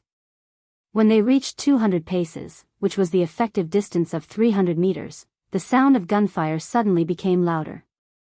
In the dark night, it was as if a meteor shower had streaked across the sky, directly pouring down on the bodies of the Walla cavalry that was surging forward. Under the dazzling light of the fire, the Walla cavalry, who seemed to have seen hope, experienced what it meant to be in hell, and experienced what it meant to have nothing to live for, to have no hope in life. When the powerful bullets spun out of the barrel and drilled into their bodies in less than half a breath, many of the Walla cavalry were killed on their horses before they could even understand what was happening. Perhaps because the charging speed was too fast, many of the cavalrymen were already dead, but their bodies were still charging forward. Only after 2 or 3 breaths did they fall off their horses with a plop. Even when they died, they probably didn't understand what had killed them. The 100 Cold Vanguard soldiers followed what they had learned in their training, firing in a staggered formation. It was as if they had set up a net of fire, wiping out all of the Walla cavalry within the range of 200 to 150 steps. In short, other than the war horses, none of the Walla cavalry could get within 150 steps. This distance of 150 steps became an insurmountable barrier in front of the Walla cavalry. Behind the 100 Walla cavalry were Tao Jin and Gao Li's 2 soldiers from the 5 cities warden's office. Originally, they thought that this would be a tragic battle, and some of the soldiers were already prepared to die for a righteous cause. But when they saw the Walla cavalry's sudden burst of power and the situation stabilized, they knew that this was not a battle, but a massacre. That's right, a massacre. Not a single one of the cavalrymen was able to get within 150 paces. At such a distance, even if they wanted to shoot arrows, they wouldn't be able to reach the effective range and wouldn't be able to do any damage. The Walla cavalry's crossbows could not shoot over, and the 2,000 soldiers of the Great Ming Dynasty could not shoot either. This scene caused Tao Jin and Gao Li's hearts to burn with anxiety. They were here to gain merit, not to be spectators. They wanted to kill the enemy, but the distance that a strong bow could shoot was limited. Even if they shot from such a long distance, they would still lose their accuracy. There was no difference between shooting and not shooting. Commanders, if you really don't have anything else to do, just bring some people to bring back Wile's healthy horses. These are all good things. Whether it's offered to the imperial court or sold to merchants, they are all military merits and silver. Ting Shan noticed the anxious mood of the two great Ming dynasty commanders behind him, so he gave them a suggestion. The strong horses were in front. Without their owners, more and more of them gathered and began to hinder the Walla cavalry's shooting targets. If these strong horses could be moved away, it could be said to be killing two birds with one stone. Tao Jin and Gao Li, who were originally worried that they had nothing to do, immediately smiled. Okay, we will immediately organize people to steal the horses. Oh no. It's to pick up the horses, hee hee. Since there was military merit and money to be obtained, and there was not much danger to their lives, why wouldn't they do such a good thing? At this moment, under the command of the two commanders, groups of great Ming soldiers rushed forward under the moonlight and brought the tall and strong horses back to their camp. They also cleared the obstacles in front of the Walla cavalry to ensure that they could have a clear line of sight. At the same time, there were no obstacles after the bullets were shot, so they could better kill the Walla cavalry. In Willow Town, 1,000 Walla cavalry were sent out, but not a single one returned. Another 1,000 Walla cavalry rushed out, but only less than 200 people escaped. The results that were sent back made General Nai Gong turn pale with fright. He couldn't understand when the firearms of the Great Ming Dynasty became so powerful that they could also play a role in sealing off the night. It was not that they had never dealt with the firearms of the Great Ming Dynasty before. In the past, when Zhu Di was still alive, he took them to the grasslands to commit crimes. In the beginning, they were indeed intimidated by the firearms that could emit smoke and shoot iron bullets. But after many bloody battles, they also found out the shortcomings of the firearms. That was, they could only shoot one shot at a time. After that, it would take a long time to reload. When it was used again, the accuracy was extremely poor. It was far better to use a strong bow. Over time, such things no longer scared the Walla people. Only they dared to risk their lives and sacrifice themselves. They could break through the firearms of the Great Ming Dynasty by paying a small price. After that, they could do whatever they wanted. How could it be like this time? 2 echelons of 2,000 people rushed out, but only 1/10 of them returned. What the hell is going on? Who can give me an explanation? Seeing that they had lost nearly 1/5 of their forces without killing a single enemy, General Nai Gong angrily roared at his subordinates. All the Walla generals lowered their originally arrogant heads deeply. They also couldn't figure out what was going on. They couldn't understand why the Great Ming army, which was originally weak, became so powerful that they suffered such a big loss. No one answered his question. General Nai Gong's emotions couldn't be vented. He was even angrier. Just as he was about to use the saddle to teach these disappointing subordinates a lesson, suddenly, a burst of gunshots came from the west side of Willow Town. It was like many firecrackers were set off. What's going on? The sudden sound scared General Nai Gong. He looked at the burst of fire coming from the west side of the town and asked angrily. Just as the words left his mouth, a young general quickly ran in front of General Nai Gong and knelt on the ground. General, a large number of Great Ming soldiers suddenly rushed in behind us. We were careless for a moment and more than 500 people were killed or injured. This was a Walla Chiliarch who was in charge of covering the rear. Usually, his task was the simplest and safest. He was only responsible for checking if there were any soldiers who escaped because of the battle. But today, they were suddenly attacked. They were completely unprepared and were caught off guard. Half of the soldiers died on the spot. The rest reacted faster and escaped into the town. General Nai Gong was in a fit of anger. When he heard the Kiliarka's words, he stretched out his right hand and grabbed the Kiliarka's collar and pulled it in front of his face. What did you say? The Great Ming army attacked us from behind? How many people are there? I can't see clearly. It's too dark. The Chiliarch shook his head with an innocent expression. He couldn't be blamed for answering like this. It was really too dark. In addition, he was unprepared. When the gunshots rang out, a large number of his brothers fell to the ground. He only cared about running for his life. How could he have the time to see how many enemies were there? The Chiliarch's answer made General Nai Gong throw him to the ground angrily. Then, he shouted to the other troops, "Who dares to lead the troops to the back and see what happened?" General Nai Gong in Willow Town was stunned. He originally thought that he was the one who took the initiative to attack. But reality told him that the great Ming army was prepared. Now that he was the one who was attacked, how could he not be angry? Among the young generals, there was a brave Chiliarch who took the initiative to lead his troops to the west side of Willow Town. But when cold weapons faced the 9.5 spear that had a shooting range of nearly 400 steps, the result was obvious. After leaving behind a few hundred corpses, the slow ones all retreated.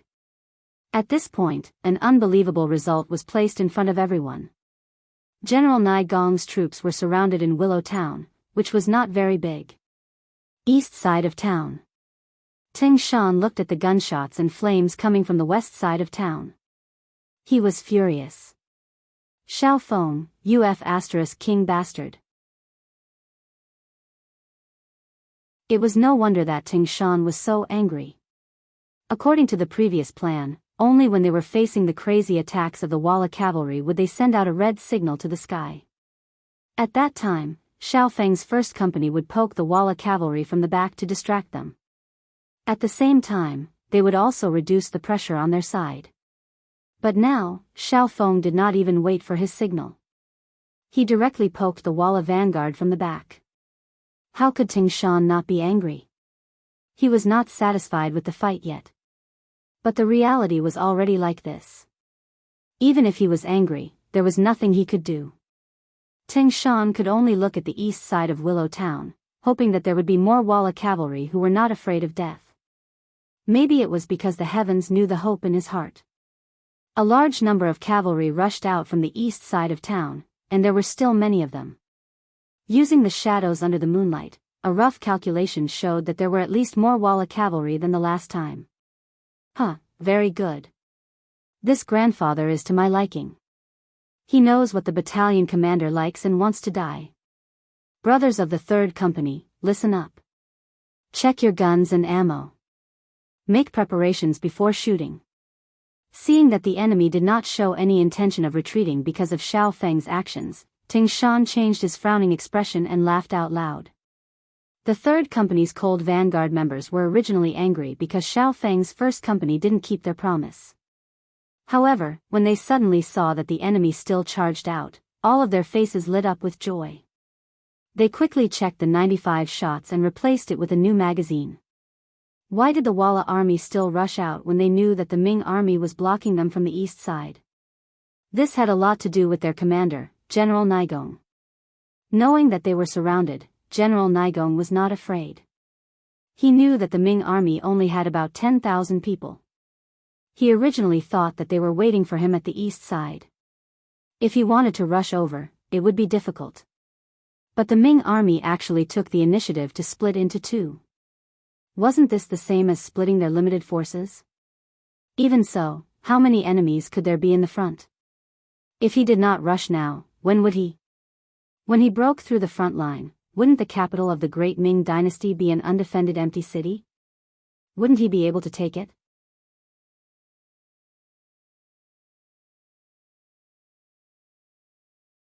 Chapter 209. Naigong thought that he had seen through the weakness of the Ming army. Thus, he gathered 3,000 cavalrymen and had them charge out from the front. 3,000 Walla cavalrymen surged forward. From afar, they looked intimidating. At the very least, the Ming army led by Tao Jin and Gao Li trembled in fear. However, Ting Shan, who did not care about all this, had the opposite expression. His eyes were wide open as he looked forward. He waited for the enemy to enter the predetermined distance before he started shooting. Without needing anyone to give the order, all the Lengfeng soldiers started firing when they estimated that the enemy cavalry had entered their effective shooting range. Similarly, a dense net of fire enveloped the front. The cold vanguard soldiers guarding the center even switched their guns to burst mode. Often, a small group of cavalry would fall to the ground together with their horses after a burst of bullets. Naturally, this method of fighting could not kill one person with one shot. However, it had an absolute deterrent effect and disrupted the charging formation of the enemy cavalry. Under the dense gunfire, at least 1,000 Walla cavalrymen were killed in the charging path. However, this also bought them a distance of more than 100 steps. Just as they were getting closer and closer to the Lengfeng soldiers and were less than 40 steps away, grenades rained down on them like rain. Then, a series of deafening sounds rang out. Following that, people shouted and horses neighed non-stop. A series of powerful grenades were thrown and completely shattered the enemy's fighting spirit. At the same time, countless people died. Those who were still alive immediately retreated. They no longer had the courage to charge. Phew.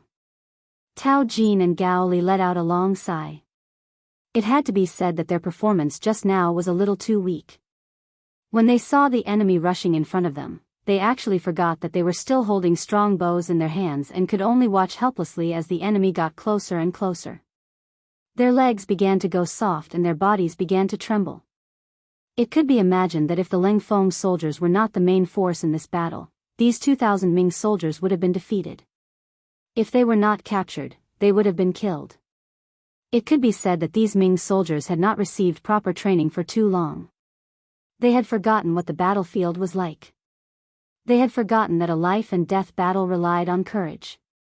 Fortunately, the Lengfeng made a move at the crucial moment. He used the powerful grenades to destroy the enemy's morale and won another victory. Another attack had failed. The old man in the town was not discouraged. Instead, he patted his head as if he had suddenly realized something. Aya, it's all my fault.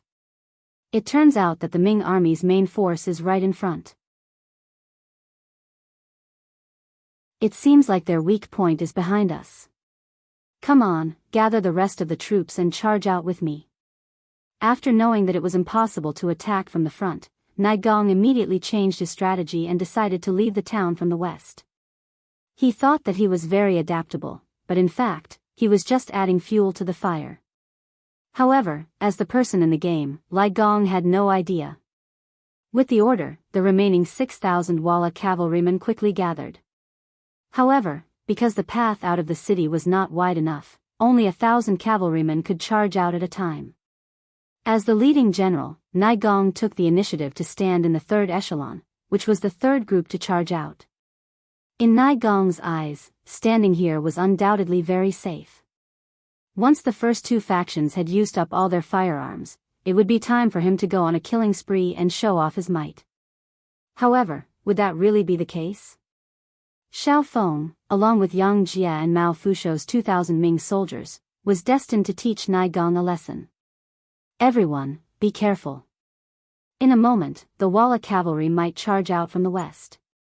At that time, we will attack when they are 300 steps away. Before that, I hope that Commander Yang and Commander Mao can play your roles. Lie in ambush on the two sides and shoot from afar. Don't worry about whether you can hit the enemy or not. Just shoot with the fastest speed and immediately retreat. Do you understand? Xiao Feng looked at the two commanders of the Ming army and used an unquestionable tone to give the order. Although they were not affiliated with each other, Yang Jia and Mao Fusho had seen how Xiao Feng had led the Cold Front Company into Willow Town and killed hundreds of Walla cavalry. In the army, the strong were always respected. With the scene just now, Xiao Feng's words naturally had more credibility. Furthermore, he was not asking them to go up and die. Why would they not agree? At that moment, the two of them expressed their agreement and quickly began to make preparations. They had made arrangements in advance. Just as the 2,000 Ming army went to the west of Willow Town, a large number of Walla army appeared. Release the arrows, release the arrows. After releasing the arrows, immediately retreat. When Yang Jia and Mao Fusho saw that the Walla cavalry had charged into the range of the bows, they loudly gave the order. Immediately, arrows rained down from the sky and landed on the Walla cavalry that was charging out of the town. The dense barrage of arrows rained down, and hundreds of Walla cavalry were shot down. They fell from their horses, causing waves of chaos. However, even more cavalry charged out and headed straight for Xiao Feng, who was guarding the front. Attack! Xiao Feng, who was also holding the 95 style, had an excited expression on his face. He was the first to raise his gun and shoot, hitting a Walla cavalry that was charging over with a sword. This was like a signal that instantly pulled the attention of all the Cold Front Company soldiers. At that moment, hundreds of guns were fired at the same time. Bullets flew out from the muzzles and flew towards the charging enemy and the warhorses that were relatively larger in size. Ha ha ha. Do you see, the Ming army here is indeed few in number. Follow me and charge. When he saw that the bows were flying all over the sky, but in reality, they were not very accurate and their accuracy was greatly reduced, the leading Wei Gong thought that he had seen through the Ming army. He was immediately overjoyed and urged the army to quickly move forward. Just as the order was given, the second echelon of 1,000 Walla cavalry charged out, and there was a burst of firecrackers in front of them. From afar, they could not see the situation in front of them clearly. They could only see streaks of fire that were like meteors flashing by. It was because they could not see the situation in front of them that the Walla cavalry at the back continued to charge forward, one after another, towards hell. The sound of the gunshots traveled very far. Around 15 li behind Wei Gong, they could faintly see the scene of red light flashing in the distance. Luckily, this was a plain.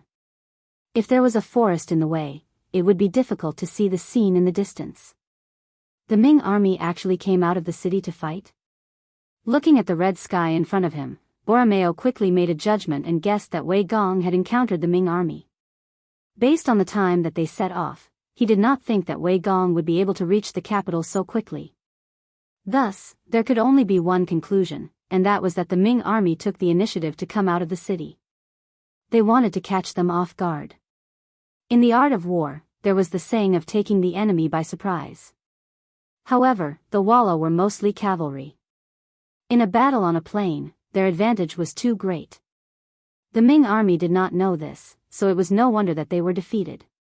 Men, send down the order to speed up and gather with Wei Gong's troops as soon as possible. In order to not let Wei Gong take all the credit, Borromeo, who had always been cautious, was careless for once. This was naturally because the sky was dark, so no one could see what was happening in front of them. However, it was also because of Ingzong and Shiheng's repeated defeats, which caused the Walla to be arrogant and think that the Ming army could not withstand a single blow. Under the order, the 20,000 Walla cavalry increased their speed. In a few moments, they had traveled 10 li. When they reached here, they could faintly hear the dense gunshots in front of them. They're here, they're here. When battalion commander Wu Sheng and his 4 company brothers saw the Walla cavalry approaching from afar, they immediately became excited. Previously, they were worried that the Walla's main force would shrink back because of the unclear situation in front of them. Now, it seemed that there was no need to worry. The excitement of Wu Sheng and Leng Feng was seen by Sun Tong and Ming Jun, who were accompanying them. They were very confused. They couldn't understand. At most, there were only 1,100 people. How could they be so excited and happy when facing 20,000 enemies? Did these people not want to live anymore? Or were they too arrogant and did not put others in their eyes? Under the astonished gazes, Wu Sheng and Leng Feng quickly checked the black firearms in their hands. Then, they formed a small semicircle and crawled on both sides of the road to Willow Town. 100 against 20,000, Wu Sheng would not be so arrogant as to fight hand-to-hand with the enemy. They adopted the battle strategy that Yang Qindong taught them. That strategy was to retreat when the enemy advanced, harass when the enemy was stationary, attack when the enemy was tired, and advance when the enemy retreated. In the process of the Walla army's advance, they would give the enemy the most effective damage. At the same time, the enemy would be annoyed and unable to do anything to them. The soldiers of 4th Company were divided into 3 groups by platoon. The first platoon was personally led by Wu Sheng. There were a total of 4 platoons, and they were also the strongest. They were responsible for blocking the Walla cavalry's advance. The second platoon was on the left, and the third platoon was on the right. They were responsible for blocking the advance of the Walla cavalry. Wu Sheng had just given the 3 platoon leaders their tasks when Sun Tong hurriedly walked over. "Company Commander Wu, what can we do? You are responsible for following my platoon. Retreat as you fight on the road. Create a false impression that we are no match for the Walla cavalry. This will make them bolder and chase after us. That will be a great achievement." Wu Sheng roughly explained the battle plan that he and young Master Yang Qindong had arranged. When Sun Xuanchu heard this military order, he was stunned at first. Then, he understood what it meant and said, "Company Commander Wu means that we should pretend to run away?" "Yes, something like that." "Why? Is there a problem, Commander Sun?" Wu Sheng thought that this understanding was not wrong. However, one kind of defeat was intentional, and the other was genuine. He just did not know how the 1,000 Ming soldiers would perform.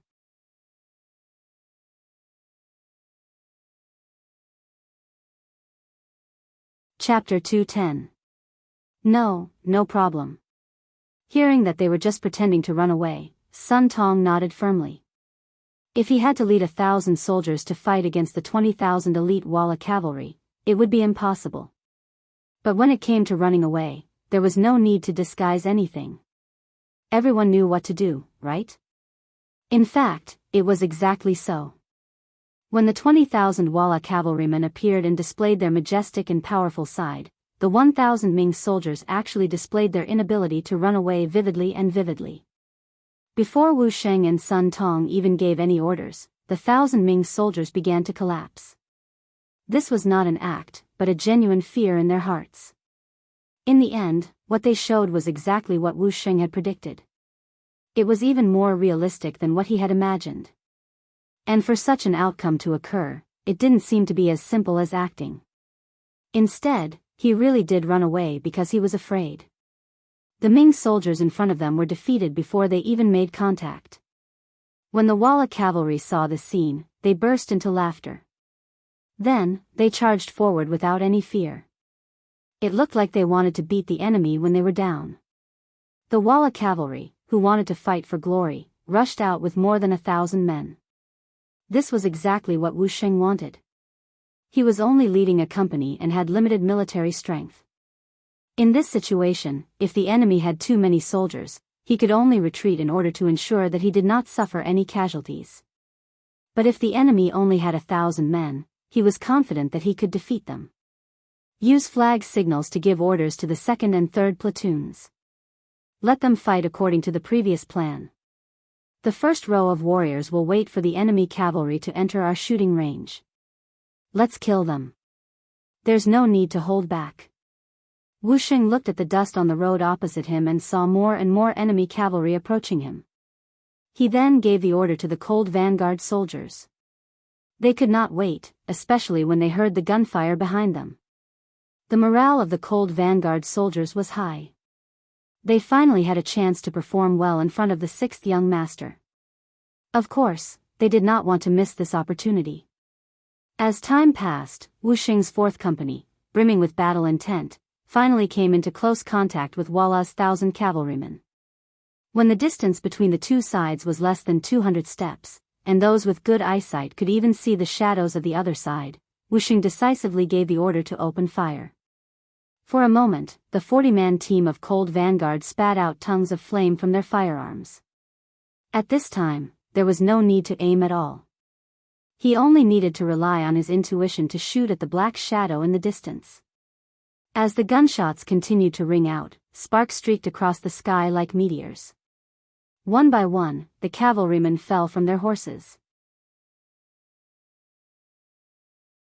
Many of them did not understand what had happened even until they died.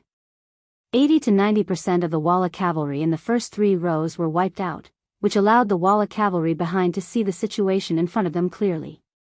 When Wuxia Xianxia saw that they had lost 20 to 30% of their troops, his eyes widened in anger and he shouted angrily, "Everyone, don't be afraid. This is the Ming army's firearms camp. As long as we can charge in, it's time to show off. Kill."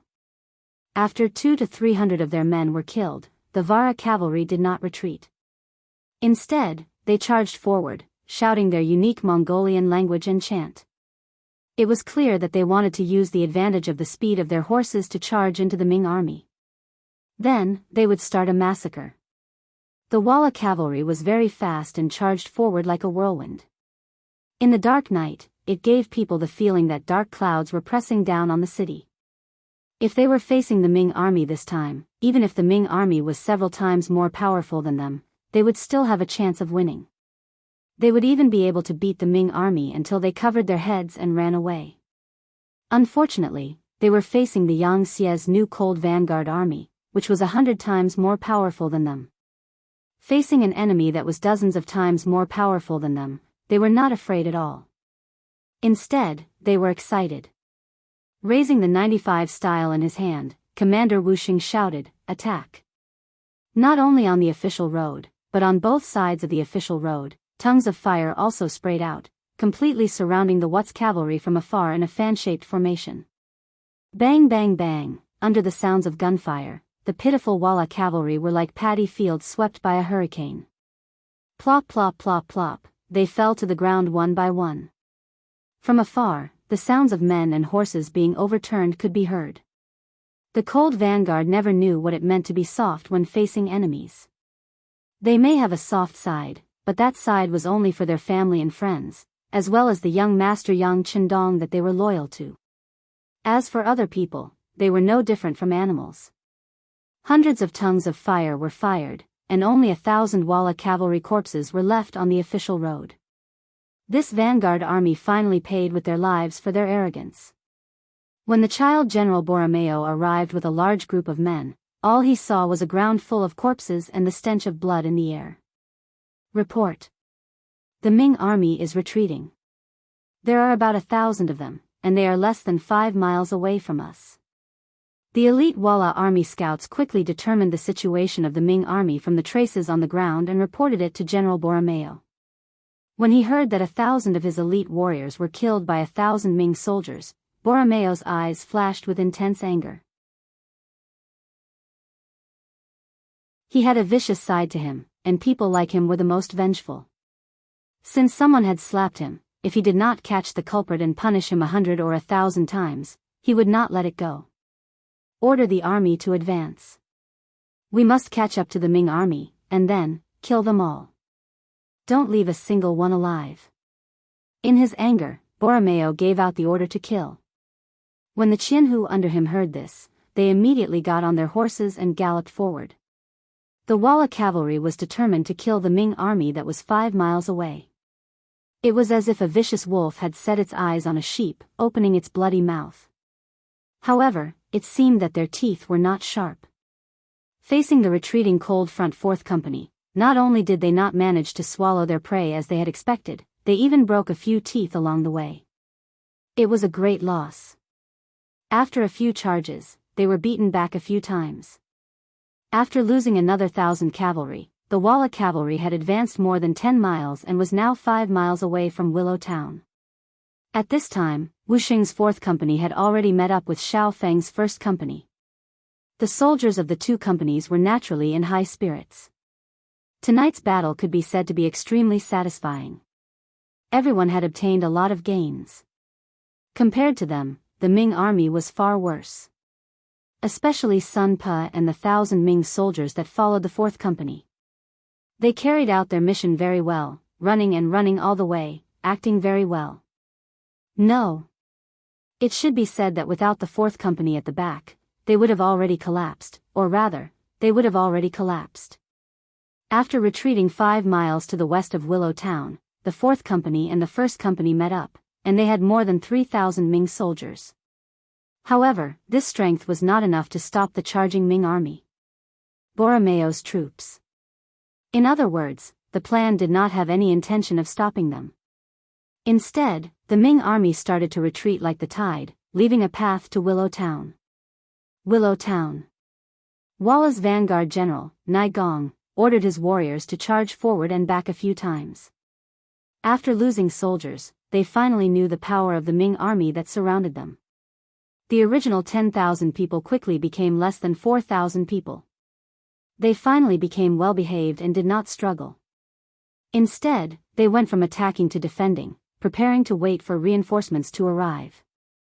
Without waiting for too long, Borromeo's troops entered Willow Town from the west. The moment he entered the town, he saw injured vanguard warriors everywhere.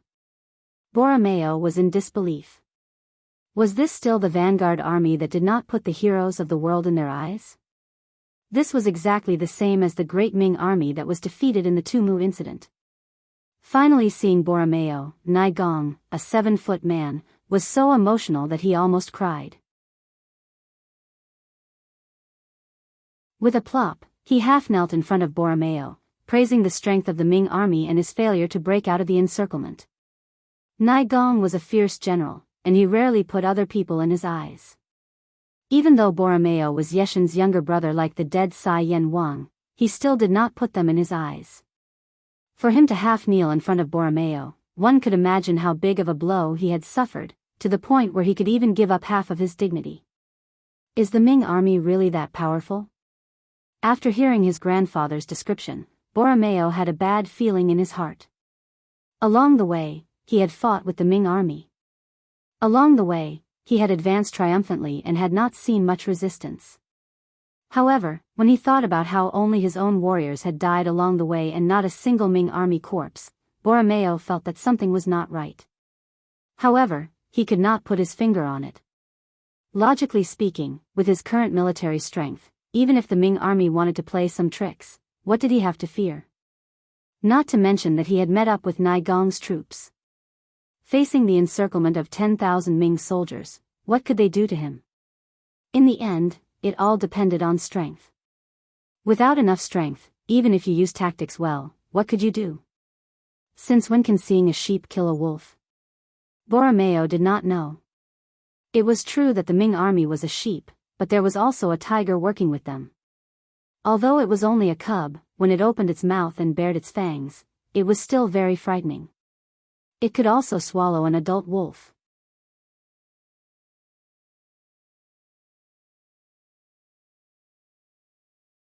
Chapter 211.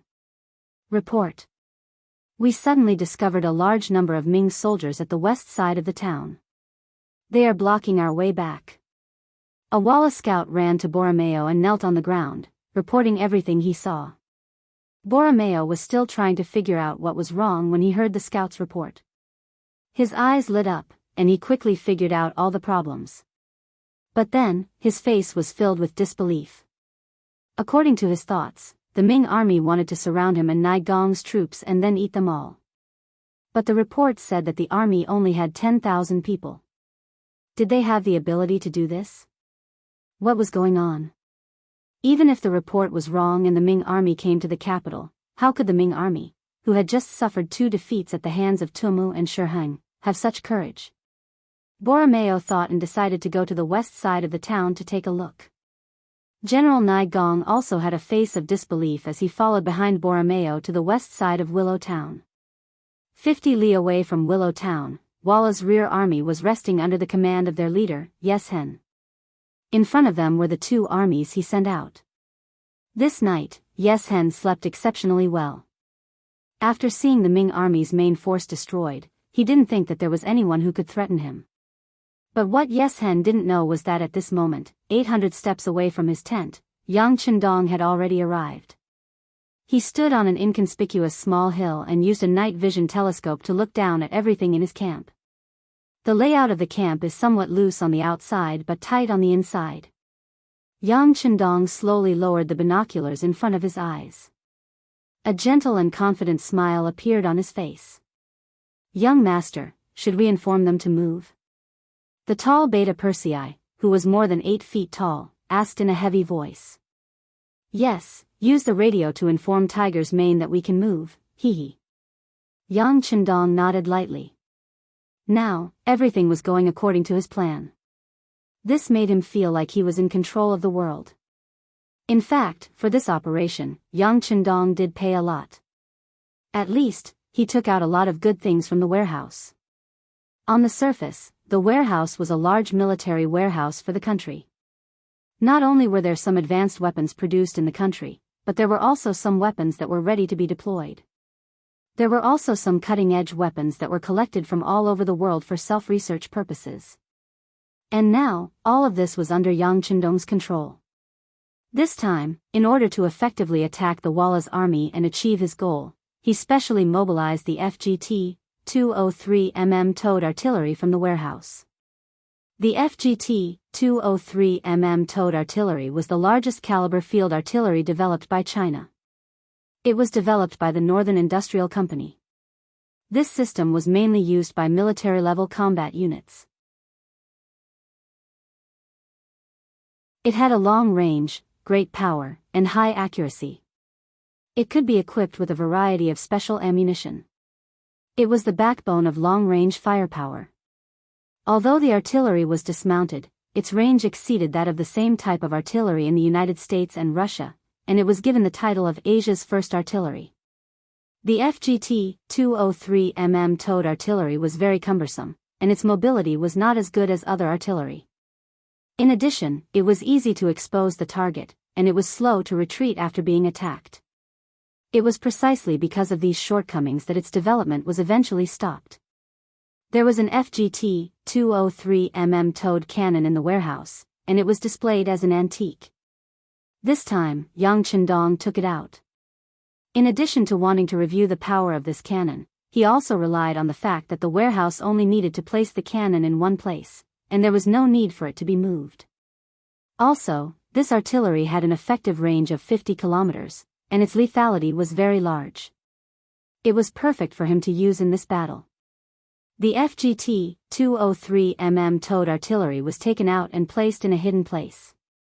Yang Chendong didn't forget to bring Hu Mang and Leng Song's first platoon of the second company to the artillery. When they found the artillery, these experienced Leng Feng soldiers widened their eyes. The FGT-203mm towed artillery was very powerful. It could hurt both enemies and oneself. Once such a heavy firearm appeared, Yang Chendong had always been very careful. He brought his most trusted subordinate, Tiger's Mane, with him so that he could be in charge of using the artillery. After handing the FGT-203mm towed artillery to Tiger's Mane, he did some simple operations and told the other cold front soldiers how to fire the artillery. He also told them in detail the exact location of the artillery. After that, Yang Chendong left a long-range radio communicator and arrived outside the Walla army camp. Looking at the sleeping enemy in front of him, he felt that it was time to wake them up. Use the radio to inform Tiger's Mane that we can move now. Let's hope he can hit more accurately, Yang Chendong said as he led the cold front soldiers and 2nd platoon and 3rd platoon of 2nd company to retreat. After all, this was a cannon. There was a chance of accidental damage. If they were killed by their own artillery before they could hit the enemy, there would be no way to explain themselves. Beta Persei clumsily used the radio to contact Tiger's Mane. After telling him the 6th young master's intention, Tiger's Mane, who was in a mountain valley about 30 kilometers away, gave the order to fire the artillery with a serious expression. There were 2 FGT-203mm towed cannons in total. Under Tiger Light's command, Leng Feng's brothers, who had systematically and seriously studied artillery knowledge, began to operate the cannons in an orderly manner. They weren't very familiar with it. After the necessary procedures were carefully carried out, a golden artillery shell that could only be carried by an adult was sent into the barrel. Under Tiger's Mane's order, one of the FGT-203mm towed artillery cannons that had its coordinates adjusted by Yang Chendong let out a roar. After a sudden tremble, flames whizzed out of the muzzle and flew straight into the Walla army camp about 30 kilometers away. Most of the Walla soldiers were immersed in their dreams. This time, they had gained a lot of benefits. Many of the soldiers' faces were filled with satisfied smiles.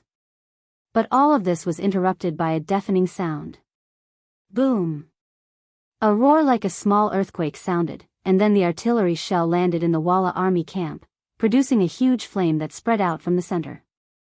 The shrapnel of the bomb was like countless meteorites flying in the sky, piercing through one tent after another, producing bursts of wailing and howling.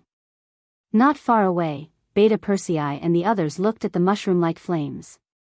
Although they were prepared, they were still stunned. But soon, this shock turned into worship, and their eyes fell on Yang Chendong, who was standing in the middle of them. At this time, Yang Chendong was smiling. He was happy that he hadn't forgotten about his work. The artillery shell was still very accurate. This was also thanks to the fact that in his previous life, the country found more than a dozen artillery experts to train him for a month to complete a mission. At that time, he was so busy that he didn't even have time to sleep. Looking at the results now, he felt that everything was worth it. Inform Tiger's mane, adjust the target to the left and right, and fire the second shell. Since the coordinates were prepared, Yang Chendong had nothing to be afraid of. He continued to give orders to Beta Persei, asking him to use the radio communicator to inform Tiger's mane 30 miles away. At this moment, the Walla army camp was already in a mess. Even the soldiers who were usually sleeping were awakened by the loud noise. Some of them, wearing simple pajamas, rushed out of their tents and looked at the mess in front of them. From time to time, they would rub their eyes to make sure that this was not a dream, but reality. Just when everyone was still in a daze and wondering what was going on, the second shell fell as scheduled. The landing point was 50 steps to the left of the first shell. With another loud noise, some unlucky soldiers stood in the area of the bombardment. At that moment, they successfully fulfilled their childhood dream and flew into the sky. But this was just a flash in the pan. Soon, they fell to the ground under the influence of gravity. However, when he landed on the ground, there was not the slightest sign of life. The artillery fire in the dark night was dazzling and eye-catching. Yang Chendong and the others were enjoying everything in front of them as if they were watching fireworks. In contrast, the Walla army camp was already in a mess. Leader Yeshen had already been awakened. He was wearing a cloak, and under the protection of the soldiers, he looked blankly at the balls of fire one after another. His lips were trembling, and he seemed to be mumbling something at the moment. Yeshen was indeed stunned by the scene in front of him. He had never seen or even dared to imagine a scene so real in front of him, making him feel like he was in a dream. However, the cries of the soldiers were so real, and the smell of blood was so thick. The cruel reality was telling him that everything was so real, and there was not the slightest hint of falsehood in it. "Leader, let's leave this place quickly. It's too dangerous here." A trusted aide watched as the flames that could devour lives fell around them from time to time. He was afraid that the next moment, it would threaten the safety of his master. Thus, he hurriedly reminded his master of the situation. Wait, it stopped, it stopped. Just as he instinctively wanted to nod his head and abandon the warriors who supported him, everything suddenly became quiet again. Although there were still fires burning and the screams of the soldiers were incessant, there was no more gunfire. The danger seemed to have gone away. You're tuning into the Carefree Valley YouTube channel. Don't forget to subscribe and join us on this journey to catch the most captivating stories.